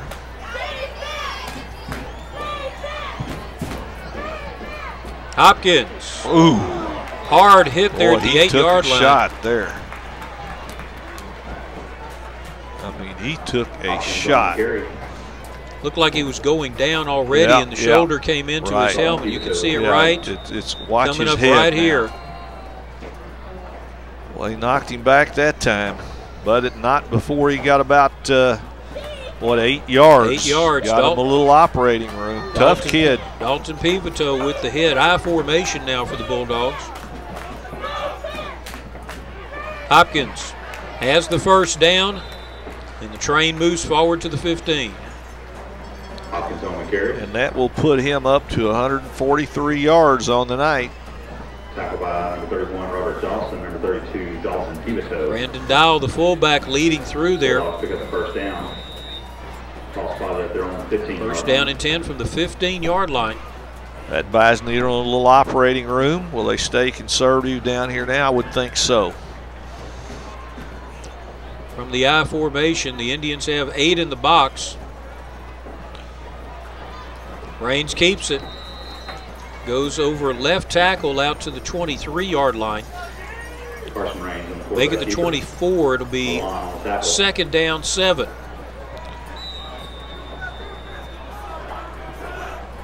Trying to strip the ball away from him was Austin Milan. Number 49 saw that ball hanging out there. Reigns was able to hold on to it. 7 in the box now. They're dropping some back. Anticipating a pass, and that's what they've got. Man open. And I tell you what, number 16, Brandon Self, did a great spin there to get free. Got the first down.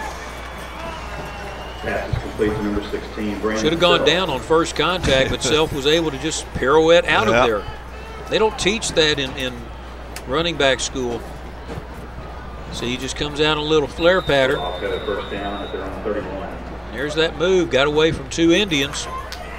And then the tribe showed up. And then there was help arriving. Can't really say with the Indians that the cavalry showed up. Can't really say no, that. that doesn't really work. Mix my metaphor there. 3 receivers to the short side of the field for the Bulldogs. That's a dangerous throw to Colton Kimbler. I'm telling you, Caleb Clark was all over that. If he had jumped it a split second earlier, that was 6 points for the Purple people. Little surprised to see Nederland throw on first down there. I think you're moving the ball well on the ground, eating some clock, getting away from the goal line. Same formation. Kimbler and Clark still eyeing each other on the far side of the field. Now Shaw goes in motion. He stops at a wing back, and Hopkins gets the ball. Good open field tackle there by number 31, Robert Dawson. Hopkins on the carry. Tackle by number 31. So they put Nederland in 3rd and long. That's what you want if you're a defense. No gain on play. Brings up a 3rd down and 10. Referees mark it as a no gain, 3rd down and 10. Here, this is one of the better stops they've had on Hopkins. Corbin Coy, nice play there. Reigns now with Hopkins to his left. Pressure. Flags stop the play. That's going to be 5 yards added to it. But it may have been maybe a good 5 yards for Nederland because they had a blitz coming from the backside. He wasn't going to have much time. Looked like Hopkins was flaring out for a screen pass or something, but no chance to run it. So it'll be 3rd down and 15 from the 25-yard line. Bulldogs had the ball 1st and 10 on the first possession here in the second half inside their 1-yard line. Moved it sharply out here, but now a couple of miscues. 3rd down and 15. Game clock and play clock are running. At 10 seconds now is the play clock. 3 receivers to the wide side of the field, and that's where Raines is looking. Wide open down the middle on a seam route. As Seth Barrow, number 4, is brought down. First down at the 38-yard line of the Indians. Number 4, Seth Barrow. Now they set that up with all those wide receiver screens to one side, and this time all he had to do was hit him in the seam, in between everybody. Good downfield block by Kemmler, sprung him loose for an extra 10 yards. One of the few times tonight a Nederland receiver's just been wide open. I mean, he was just, there was nobody close. Raines got it in on the money. Raines with the ball, faked it to Hopkins. Raines works over right field, takes a hard shot from the safety, but he gets the first down on a 12-yard carry. So Nederland has come from off its own 1-yard line. So this drive at this point has covered about 74 yards. Watch Raines put his head down here and takes a good hard shot. Yeah, he dealt the punishment there. 2 receivers to either side. Hopkins to the left of Raines. Raines hands it off to Hopkins. He gets over right tackle, dives to the 20. 7-yard gain. Hopkins on the carry. This is Nederland's best drive of the night, Charlie. They've had some other pretty good drives, but when you're coming off your 1-yard line, of course the key play, the 3rd and 9 pass.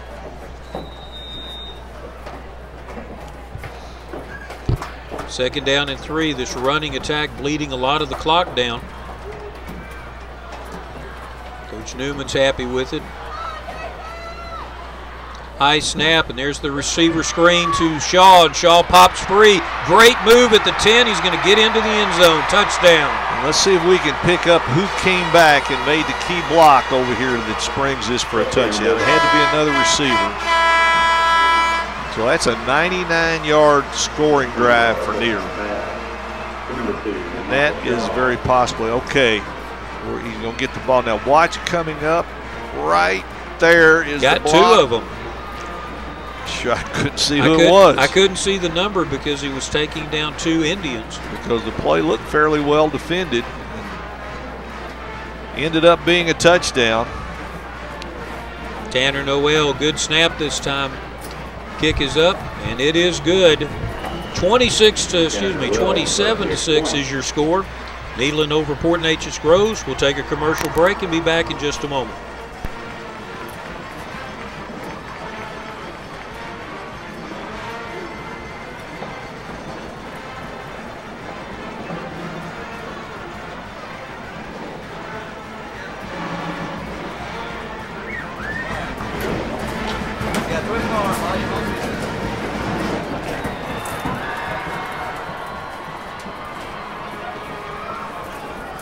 Ladies and gentlemen, just got word in the volleyball game.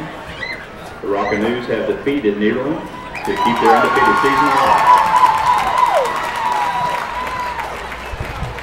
Well, that was an impressive drive by the Bulldogs. They went 99 yards in 10 plays, and actually when you factor in the 5-yard penalty that they also had to overcome, they gained 104 yards in that drive. So they gained more yards in that drive than the Indians have managed to gain the entire night, and that really puts Nederland in control of the game now. Caleb Clark and Jeremiah Rose they're basically bouncing around with Avery Murdoch in the receiving area. Tanner Noel's trying to figure out where to kick it. He's going to go ahead and just kick it away past Rose. It goes into the end zone. Well, that's his most effective kickoff of the night. And it was actually the lowest one. He didn't try and get it up in the air. He just popped it through there almost like a cue ball. That'll bring it out to the 25-yard line under the new UIL rule this year. Indians have some work ahead of them. 27-6 the score with 6:15 left in this 3rd quarter.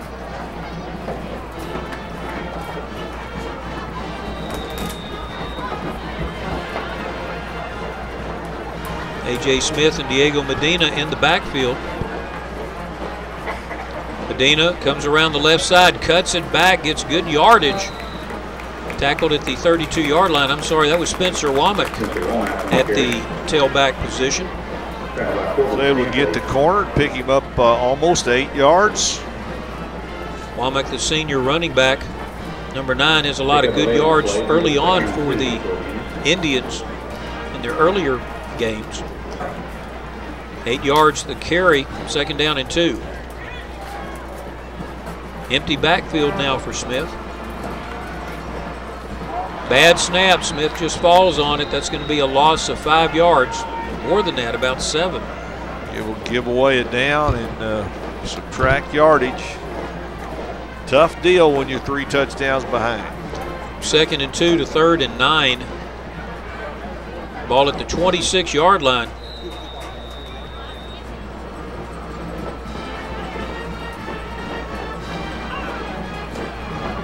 Indians getting the play from the sidelines. Everybody moves to the right formation. 3 receivers to the wide side and Womack, all to the right of the quarterback. Smith gets the ball, looks down. It's a middle screen. Great nice move there. Rose. Jeremiah Rose in open field, trying to get past Colton Kimmler. Kimmler grabs a hold of him and slows him down. Great play, middle screen. Huge play for P&G. The speed of Jeremiah Rose, again the leading receiver in the district coming into this game. Smith definitely sold it, looking everybody else to the right, and then watch these moves by Rose. Right there. Good blocking. And Colton Kimmler just kind of walls him in there, grabs a hold of his pants just enough to take him down. Womack around the left end, cuts up, gets into the secondary to the 24-yard line. And the Indians have a little something going here. 8-yard gain just as on that earlier play. Still a lot of time. Well, that's twice in a row they've run that play very effectively. Once for 8, this time for 9. On those sweeps, he's not trying to get outside the corner. He's cutting it back up inside the pursuit very effectively.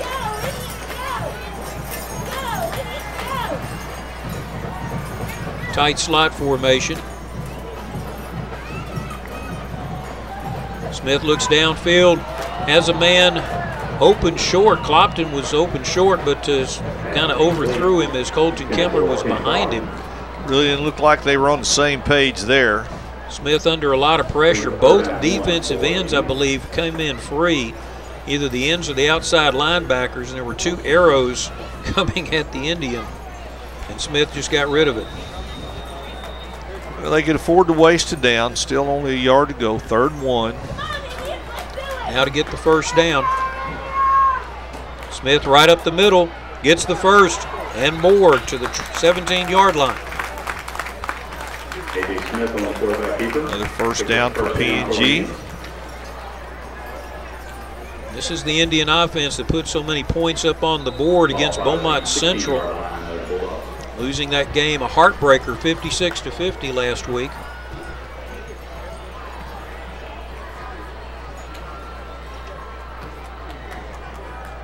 Three receivers to the right along with Womack. Smith looks to his left. He's got single coverage for Rose. Oh, Rose went through his hands. He turned to catch it and drag his feet at the same time, and the ball just went inside. He was there, and it looked like Smith makes a pretty good throw here. Good little touch pass just inside the back pylon. Look at that. He had it. He had his feet down. Looked like he was worried about his feet, though. I'm not so sure he didn't look down. Maybe take his eye off the ball just a little bit. But a nice touch pass that time by A.J. Smith. And that'll loosen up the linebackers in the secondary of the Bulldogs. That was a well-thrown ball from Smith. Fake to Womack, and Smith is going to be tackled. Brought down by Kobe Curran, number 92.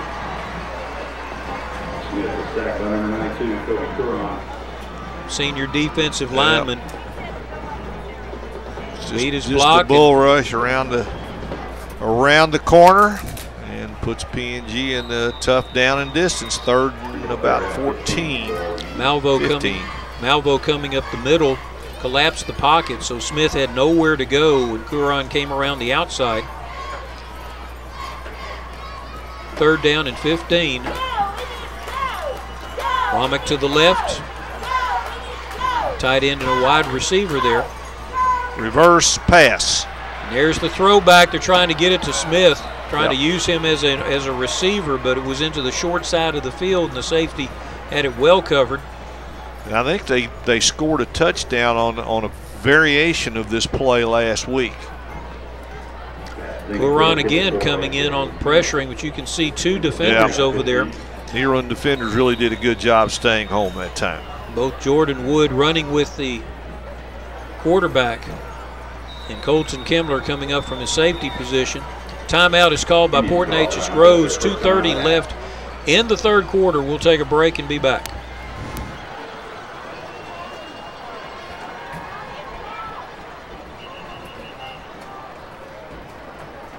Just a reminder, ladies and gentlemen, the PNG Band Alumni Reunion celebrating 76 years of marching band.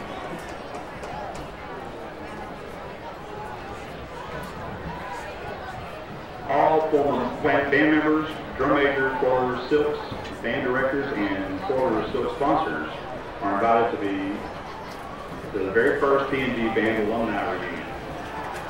If you're interested in playing Cherokee at the homecoming game or purchasing a t-shirt, visit our website on the Facebook page for details.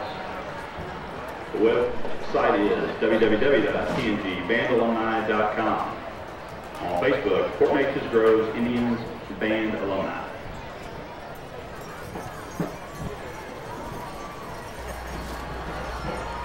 Port Arthur News Friday Night Experience thanks its corporate sponsors, BASF Fina Petrochemicals, Lamar University of Beaumont, the Medical Center of Southeast Texas, Lamar State College Port Arthur, Community Bank of Texas, Market Basket, Motiva Enterprises, 5 Point Community Federal Credit Union, and Mike Fulgens at United Coin and Bullion.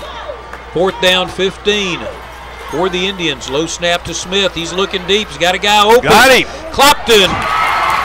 Touchdown, Indians. Clopton with a fantastic catch. Nice throw from A.J. Smith. Put some touch on that. Just had to get it over the linebackers. Yep. Clopton had great position. Excellent protection helped this happen. And had a step on Sage Say. And that PNG had to make that play to stay in the game. They did it. Give them credit, and it's back to a 2-score game. Marlon Rodriguez, the kicker. 15-point differential right now. High snap. He's got it. No, he doesn't. I'm sorry. I thought the refs were raising his arm. Yes, it did. They did miss it, so it stays a 15-point differential. 27-12 is your score, and Bob, let's keep it here. That was a fantastic play. Very gutsy play, but they kind of set it up, sending everybody out to the sides and then running Clopton on that little seam route here. You'll see it again here, and the protection is great. That really gives A.J. Smith time, and he really put it on the money. And, he's been, a lot of question. A.J. Smith struggled early, had the 5-interception game over at LCM, but on the whole, he's thrown the ball pretty well tonight. He had one bad interception, but he had a great throw to Rose down there in the corner of the end zone that he just couldn't catch earlier in that drive.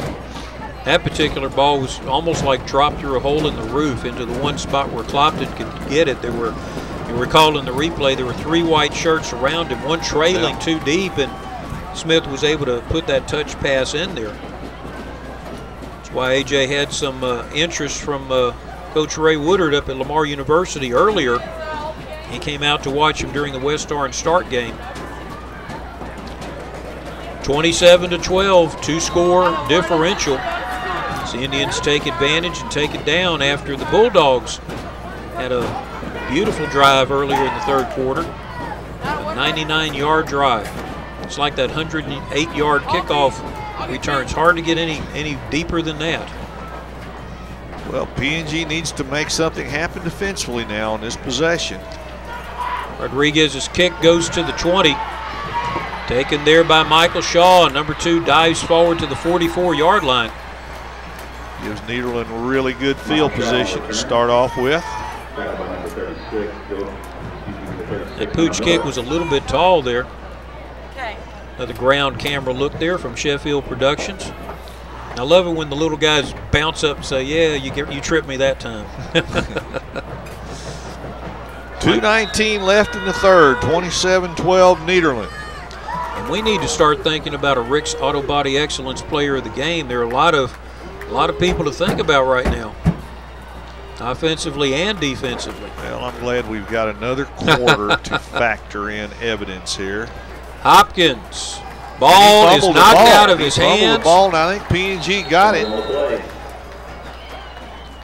That looked like just a straight little tackle trap, and when Hopkins was hit, the ball popped loose. The referee saying it was recovered by Nederland. Ooh, that could have been huge there for P&G. You can see here when he gets the ball, he's going to follow his tackle up into the hole, and let's see who makes the hit there. He lost the ball when he was going down. He lost it. You could see it right there. It was still there to be had.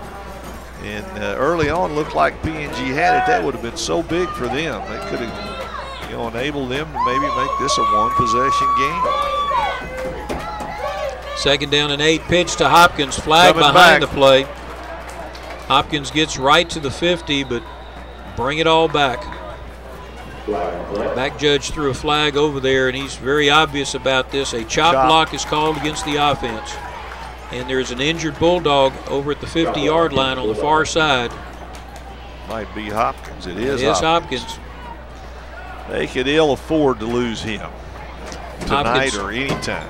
Hopkins favoring his left leg.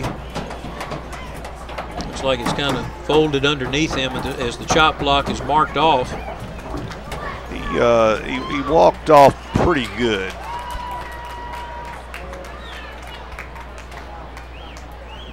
Takes the ball back to the 30-yard line. Well, Nederland kind of in a tough situation now. 2nd and very long. That's, let's see, 23 yards, 2nd 23. They've been good about converting long yardage tonight. Won't make it any easier with Hopkins not being in the game. Range brings the play in from the sideline.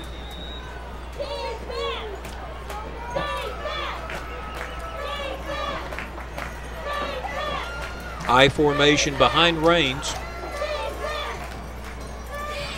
Handoff goes to Zach Taylor. Taylor is knocked down for a 3-yard loss.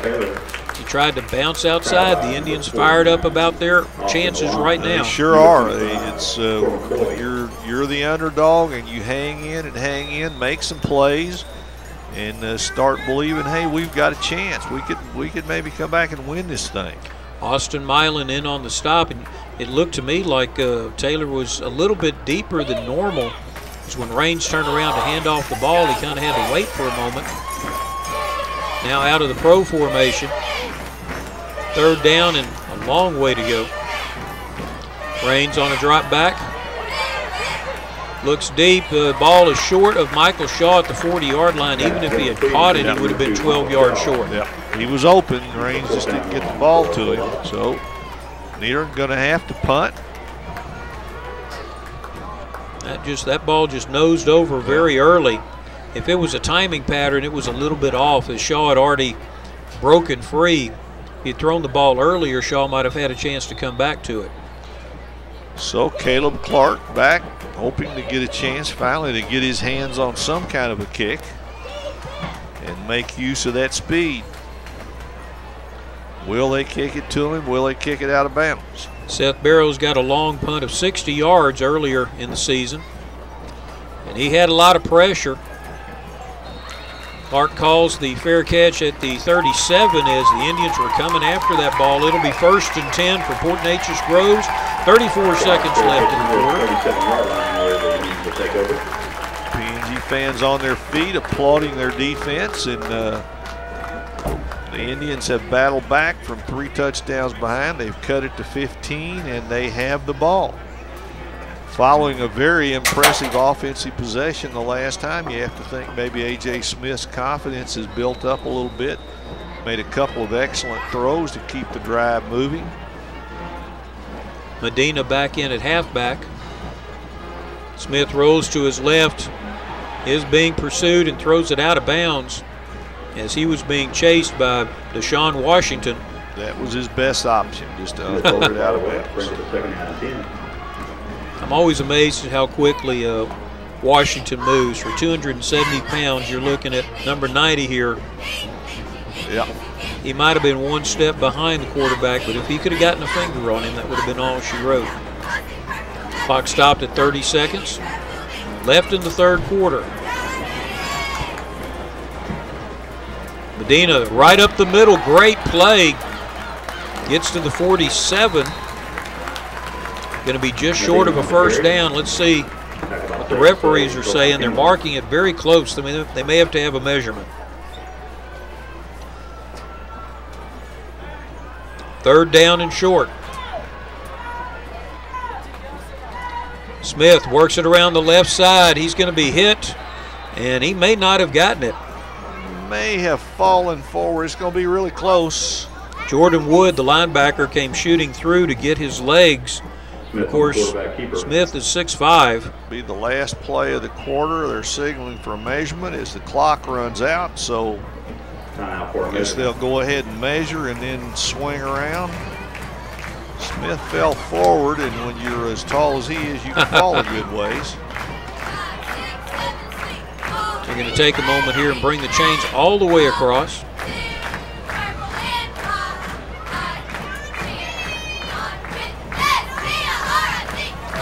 Indians have definitely played an inspired 3rd quarter here, matching the Bulldogs in scoring, and it's going to be just short. So we're going to come back to start the 4th quarter with a 4th down and 1, another one for the Indians. Yep, don't think there's any question that they will go. We'll be back in just a moment.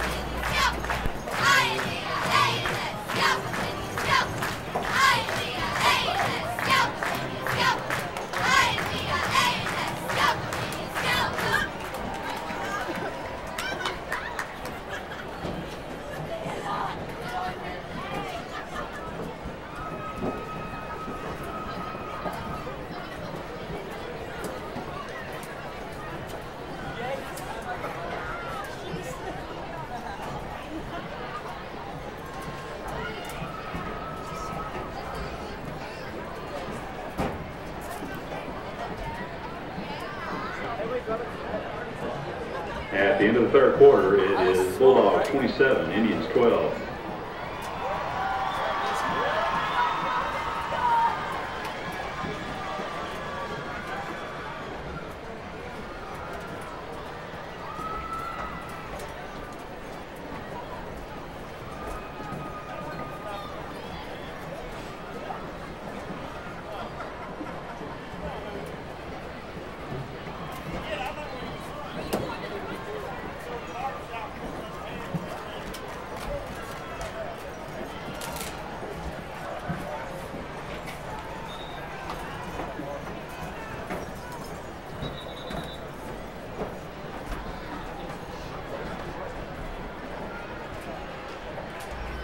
Though we're starting the 4th quarter here, it's going to be a 4th down and very short.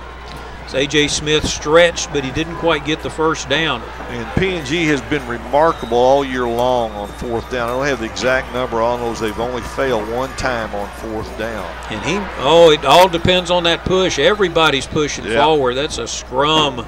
Let's see it. Referee came in from the side. He didn't have to get much, and he didn't get much, but I think he probably got enough. So we'll take another measurement here. As everybody's pointing one way or the other. The Indians are there. The referee said it's a first down, so that's good enough. Yeah, don't even have to measure it. Mr. Whitehat trumps everybody else. 11:56 and the clock is running. It is 27-12 Bulldogs. The Indians and the Bulldogs traded touchdowns in the 3rd quarter. A.J. Smith and Diego Medina in the backfield. Stacked twins on either side. Low snap. The boy, snap problems. Another bad snap. Killer for PNG. That's the third or fourth one that I recall in the game. And that's a major loss of about 14 yards. So it kind of went right through his legs. Smith again quickly diving on the ball. And again, as we pointed out earlier, that's the smart thing to do. You start reaching around trying to pick it up, and you wind up losing the ball. But now PNG in second and very long. 3 receivers to the right side, wide side. Screen. Doing the middle screen again, and this time the linebacker read it. That was a big gainer for Jeremiah Rose earlier. Little textbook defense there from Zach Taylor. Boy, he came flying up to shut that one down.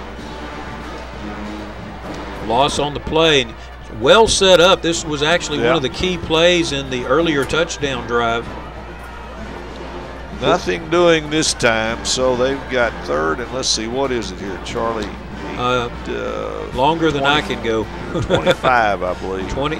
Everything's 3rd and 25 in this game. That makes it easy. Good snap. Smith on the quarterback draw. He's got room. Some room out. Well, now he doesn't. Close that down in a hurry. And Zach Taylor again. That's back-to-back. Excellent defensive plays from Zach Taylor. 6-yard gain. The downfield blocking looked like it was set there for a second, but then just kind of suddenly broke free, as you saw number 33, Corbin Stampley and Zach Taylor meeting at the quarterback. Shaw and Kemmler deep to return the punt from the Indians. Caleb Clark, high snap. He's able to get it away. It's a tumbling kick that is taken at the 30-yard line.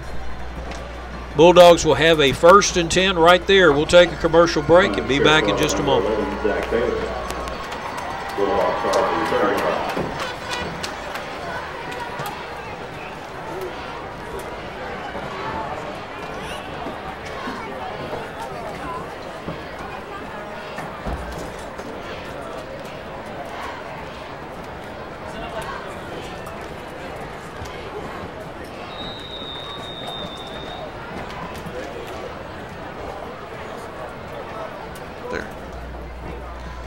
First down and 10. Kendrick Hopkins back at tailback for the Bulldogs. He gets the ball, powers forward almost to the 35-yard line. He's pushed back. We're just talking on that last PNG possession. The killer was the bad snap, and David Coleman pointed out as we look and see Kendrick Hopkins again, but 3 bad snaps for PNG has cost them 42 yards tonight. Just drive killers. Same formation. Raines backs up. They're checking the audible as the Indians were faking a blitz.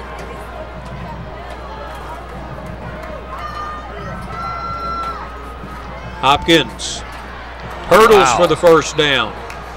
Sacrificing his body. He was. Same guy that limped off earlier comes back and shows no fear and just hurtling through. It's a very quick, quick hitter there. Wow. Almost looked like he was tripped by his own man when he was trying to clear over him. One of his downfield blockers. Good thing he landed the way he did. That's dangerous. Ball is at the 41-yard line. 1st and 10 for the Bulldogs. Wing formation. Set Taylor with a throwback, and Raines is open. Raines at the 45, down to the 40. It's inside the 40 to the 37-yard line, showing the Indians a little bit of their own. They attempted that earlier. A pass from Rose to Smith that fell incomplete. Well, you can see the PNG defense reacting to come across the field. Raines wide open. Another first down for Nederland. Bulldogs 37 yards away from a touchdown that would pretty much lock this one up. Nice downfield shot there from Cody Riggs. You saw it from behind the offense. Pro formation. Ball to Hopkins, right tackle. Almost just everybody veer to the right and run forward as far as the blocking scheme goes. He gains 4 yards, second down. Pick up a 4 on play, bring it to second down 6. PNG's done a lot better job with Hopkins this half than in the first half. He really hasn't broken anything big, just steady 4, 5, and 6 yard gains, which add up. I formation now behind Carson Raines, the quarterback. Hopkins right up the middle, big hole. Gets the first down to the 20-yard line. Well, I guess he heard me. 13 yards on the gain. He's got to be about 140, 150 now. Watch the hole here. Untouched until he's well into the secondary. Indians making a few substitutions now on defense. Hopkins really building up some yardage here. Yeah, he's up to 180, Charlie. 25 carries for 180 yards, threatening to go to 200 tonight. At the 20-yard line. 9 in the box now. Hopkins moves it forward about 3 yards, but the Indians are really, their linebackers are now stepping forward at the snap of the ball instead of waiting to read. Not sure what his career best is, but I'd have to think he's getting up there at 209 earlier this year. Yeah, I think that was against the Livingston in the homecoming. He had 209 yards. Well, he's got 183 tonight. With just over 6.5 minutes left in the game, 27-12 your score. The Port Arthur News Friday night experience. Trap play, Hopkins didn't have any place to go that time. Good play there by the Indians, number 31. Robert Dawson, we called his name a lot tonight. Yes, we have. He's had a good night. And PNG ready for that one. Nowhere for Hopkins to go. 3rd and 6. You'd have to think the Bulldogs consider themselves to be in field goal range. One more score would put it out of reach. One score of any kind. 15-point differential. Now Raines drops back into the shotgun. Stands in the pocket, throws it deep. Seth Barrow. Tipped away. Great play there by the Indian defense. Pass is incomplete, intended for number 4, Seth Barrow. Seth Barrow was open. Yeah, I believe that was Dalton Pivito that got his hands on the football. A well-timed jump by number 32. Great job. Yes, Pivito also has 10 tackles tonight and a big pass breakup. So here comes a field goal attempt of about, looks like it's going to be 34 yards. Tanner Noel with 2 field goals earlier in games that we've seen from 32 and 33. Kick is up, it's far enough, and the referees say it is good. So that 3 points makes it 30-12. It makes it a 3-score game with 5:54 left in the contest. Oh, nice drive for Nederland. The Bulldogs did what they needed to do really to get the game pretty much on ice. I mean, theoretically, 5:47 left, you can come back and score 3 touchdowns, but highly unlikely, unless, say, Caleb Clark ran the kickoff back. Never say never. That's, well, yeah, that's, but they need a big play and a Nederland turnover. A lot of things have to happen when you're in this bad a hole.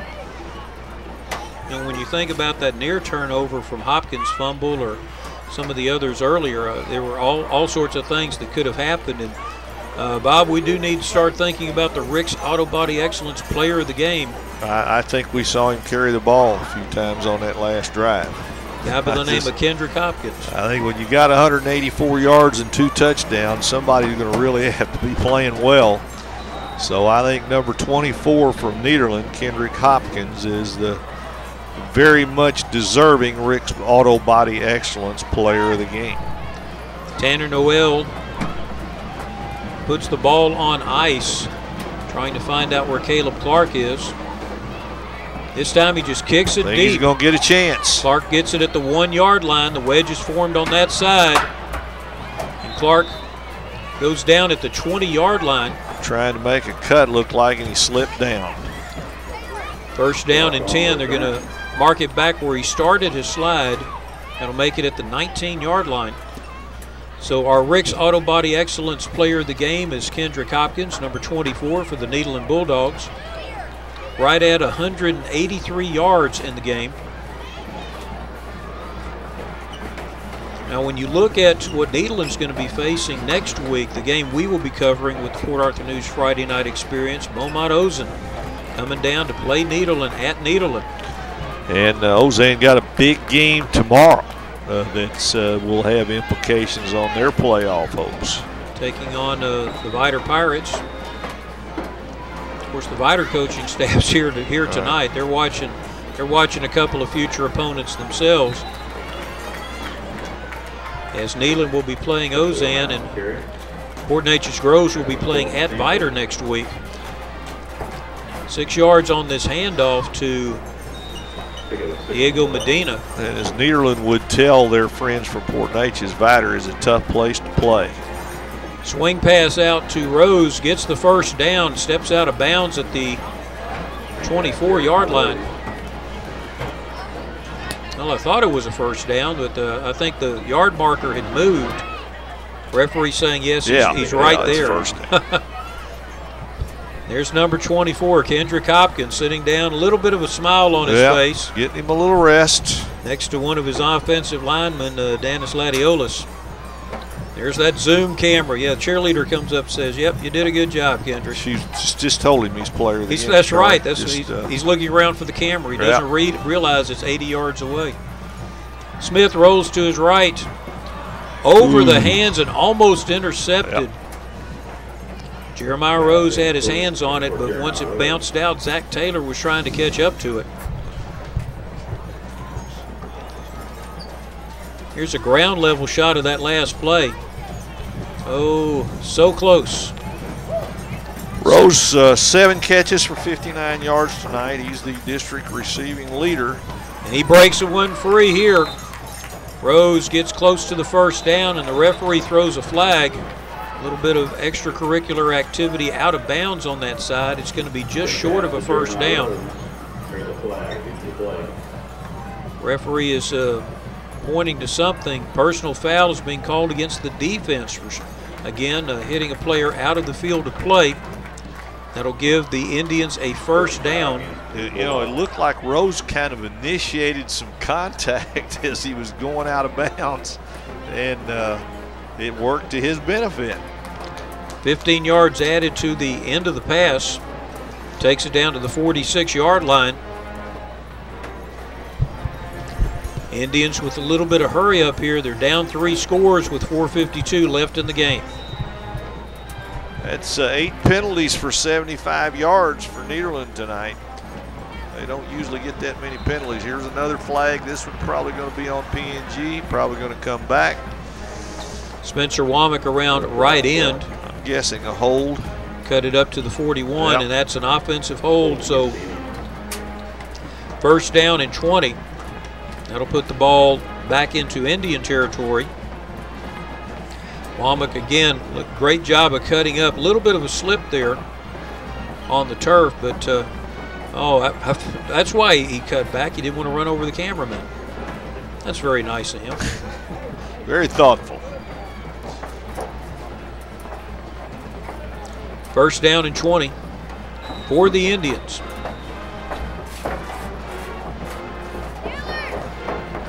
Play being signaled in from the sideline. Everybody's checking it there. 2 receivers to the left for quarterback A.J. Smith. Womack behind him. Almost a pistol formation. Hand off to Clopton coming around. He cuts it back but is held on to by Deshaun Washington. Deshaun Washington moves pretty good for a guy his size, doesn't he? Okay, he gets off a block, comes back, makes the tackle. And he plays basketball too. Coach Brian English likes to watch his footwork underneath the basket. I bet he does. I bet he likes to watch him clear out space under the basket. From the pistol, this time they hand it off to Womack, who finds a big hole Nice up move. the middle. Womack gets down to the 41-yard line. It's going to be a 3rd down and 5 to go. Womack on the carry. Tackle by Save. Great play there by Womack, and he just follows his tackle coming around number 70, Aaron Orozco. Give P&G's offensive line some credit now. That play was well blocked. 3 receivers to the wide side of the field up on the left. It's Nederland band celebrating, getting ready for their marching contest tomorrow. The Region 10 marching contest being held here at the reservation. A.J. Smith waits until the defensive line pursues, and he's got a spot going downfield, gets knocked out of bounds at about the 20-yard line. That's a well-designed play, and that's about the best quarterback draw we've had yet. Yeah, they do a good job with that. They've run it with some success tonight. You're right, not that much.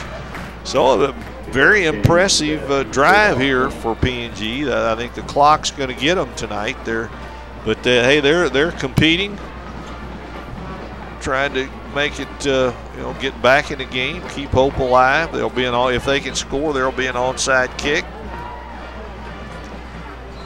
Womack trying that little middle play that worked so well a couple of plays ago. This time he hits the defensive line. Gain of 2. Bringing Clopton in motion, trying to get the linebackers to loosen up, but that time they didn't. Bryce Whaley in from behind to make the stop for Nederland. Clock under 3 minutes.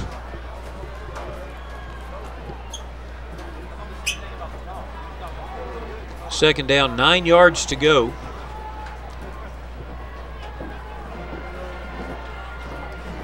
Smith makes the handoff, and there's a seam pass intercepted in the air by Jordan Wood. Number 25 has a man behind him. Toby Curran's going to block off to take him. Touchdown. Another pick 6 for the Nederland Bulldog defense. That's 5 this year, isn't it? 5 touchdowns on interception returns. Smith was trying to hit Rose on the slant pattern, a little quick slant. And Jordan Wood jumped the route, scoring from about 80 yards out. 36-12, Bulldogs. Well, that one makes it look like a runaway, and it's been a competitive game. Was that ball? The ball was tipped, wasn't it? It may have been tipped just a little bit. Guys, we can get another look at that after seeing Jordan Wood score. He's going to score. Eventually, he's going to score. It's a long way for a linebacker, Bob. Like that piano got on his shoulders at about the 20. Tanner Noel's point after attempt was good. Really like to see if that ball was tipped. I thought right off the bat, okay, to watch now and see if this isn't tipped. It may have been tipped right at the line of scrimmage, but it was not much. But that's a fantastic. This must be real speed. He's moving faster now. Number 25, Jordan Wood, gets his name in the record books with a pick 6, which seems to be almost a Nederland specialty. They had 2 of them in one game. That's amazing. 5 in 1 year. That's pretty strong. And they're up to 12 interceptions. I believe I read earlier this week in one of David's pieces, their team record is at 13 or 14? 13. So they've got 4 games to get 1 interception to tie the record, 2 to break it. You'd have to think they will. So that play really changes the complexion of the game. P&G was driving in for a touchdown that could have cut it to 30-19 or 30-20. Now you got a score that pretty much looks like a blowout, 37-12 with 2 minutes and 30 seconds left. All of the fans that have stayed with us, and we know there's a lot of people from both sides that truly enjoy the aura of Mid-County Madness. I mean, these are 2 school districts separated by a very thin line. They hold many of the same standards. They're 2 very, very fine schools, fine school districts. I know the middle school athletics programs in both areas are very strong. Just a good place to be. Mid-County Madness has its own special. If there were tailgaters, you'd have people from all different walks around there. Well, there was some of that going on, Charlie. I got here before 6, and I saw folks set up. They were having a good time. Caleb Clark, number 2, has a opening on the far side. Goes out of bounds at the 35-yard line. And there's some speed. That's that speed you were talking about. Clark goes up in the middle and sees an opening to his left, and when he plants and goes, he makes some ground. Great limp leg move there. Forced out of bounds by Jacob Dorsey.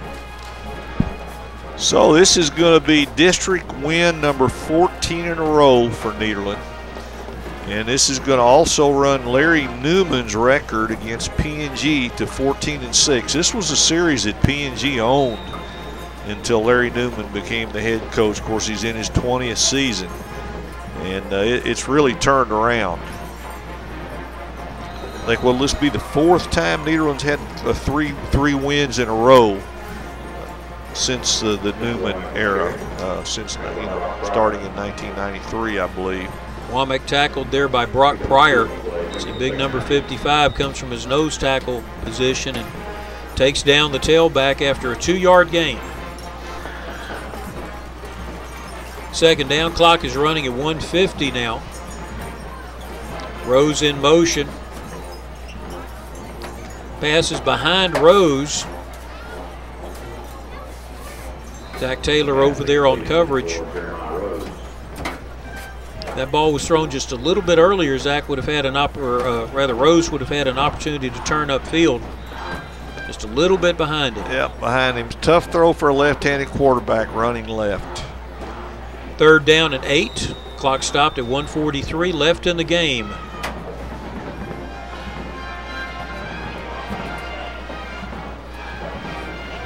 Three receivers to the right, the wide side, along with Womack. Smith looks deep. He's running that middle screen again. This time Rose catches it. He's got a wide open space. It's a foot race trying to get past Bryce Whaley. Colton Kimler pushes him out of bounds at the 27-yard line. That middle screen has worked twice and failed once. Gotten a lot of mileage out of that. So the Indians back knocking on the door again. They have gained a lot more yards. They only had 73 yards in the first half. They've been much more productive this half. Jeremiah Rose showing some great moves there and some speed.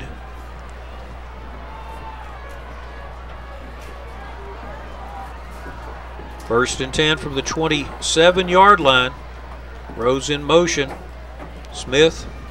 There's that little out pattern, but it's well defensed now, and Smith just throws it out of bounds to a small child over on the track, it looked like.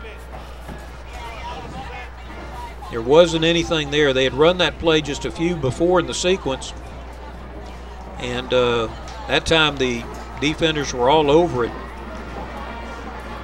37-12 your score. Again, we'd like to thank our corporate sponsors, BASF Pina Petrochemicals, Lamar University in Beaumont, the Medical Center of Southeast Texas, Lamar State College Port Arthur, Community Bank of Texas, Market Basket, Motiva Enterprises, 5 Point Community Federal Credit Union, and Mike Fulgence at United Coin and Bullion. Smith with a quarterback draw. Got some room on the left side. Gotten a lot of mileage out of that play tonight, too. Steps out of bounds at the 15-yard line, pushed out by Zach Taylor. Stop the clock there. The Indians want to score one more time before Mid-County Madness 2012 is over. Of course, we would like to thank also Sheffield Productions and all of their film crew. 2 cameras up top, the Twin Sisters, 2 field cameras. All the beauty and color of high definition. A.J. Smith, 72 yards rushing tonight, Charlie, on 14 carries. Had a good night except for the 2 interceptions. Fakes to Clopton, gives it to Womack. Womack dives down to the 8-yard line. Womack on the carry. Right at a minute now in the ball game.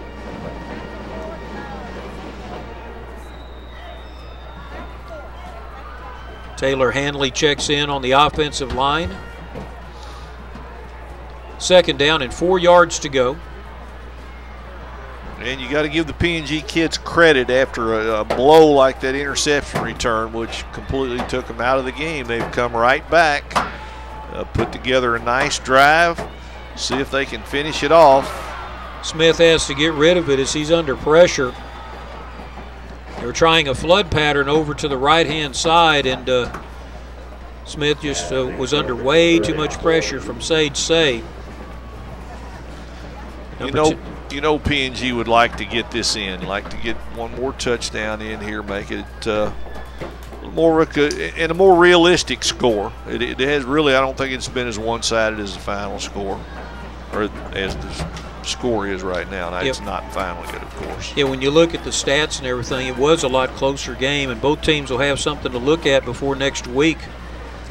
For Neches-Groves, Smith hands off to Womack. He gets inside the 10, down to about the 9-yard line. You're scrambling like the ball may have come loose, and it did. Final nail in the coffin there. Fumble recovery by the Bulldogs at their 10-yard line. Too many turnovers. We'll need to see that on replay. Yeah. Senior running back was being pressed backward there, and let's see, there's the ball popping loose on the hit. Definitely out. Everybody's diving for it. It looked like a helmet hit the ball right on. And first down and 10. So this will be the most one-sided Nederland win since 2001. Nederland won 42-10. Raines takes the snap and kneels down. And that'll be it. There's no need to snap one more time. It is going to be a final of Nederland 37, Port Neches-Groves 12, and Mid-County Madness 2012 as the two teams line up at midfield to exchange their celebratory handshakes, their good sportsmanship handshakes, I should say. Next week, Port Neches-Groves will be traveling to Vidor, and the Port Arthur News Friday Night Experience will be in Bulldog Stadium for Beaumont-Ozan against the Nederland Bulldogs. For Bob West, David Coleman, I'm Charlie Jellin. Thank you for staying with us. We'll see you next time.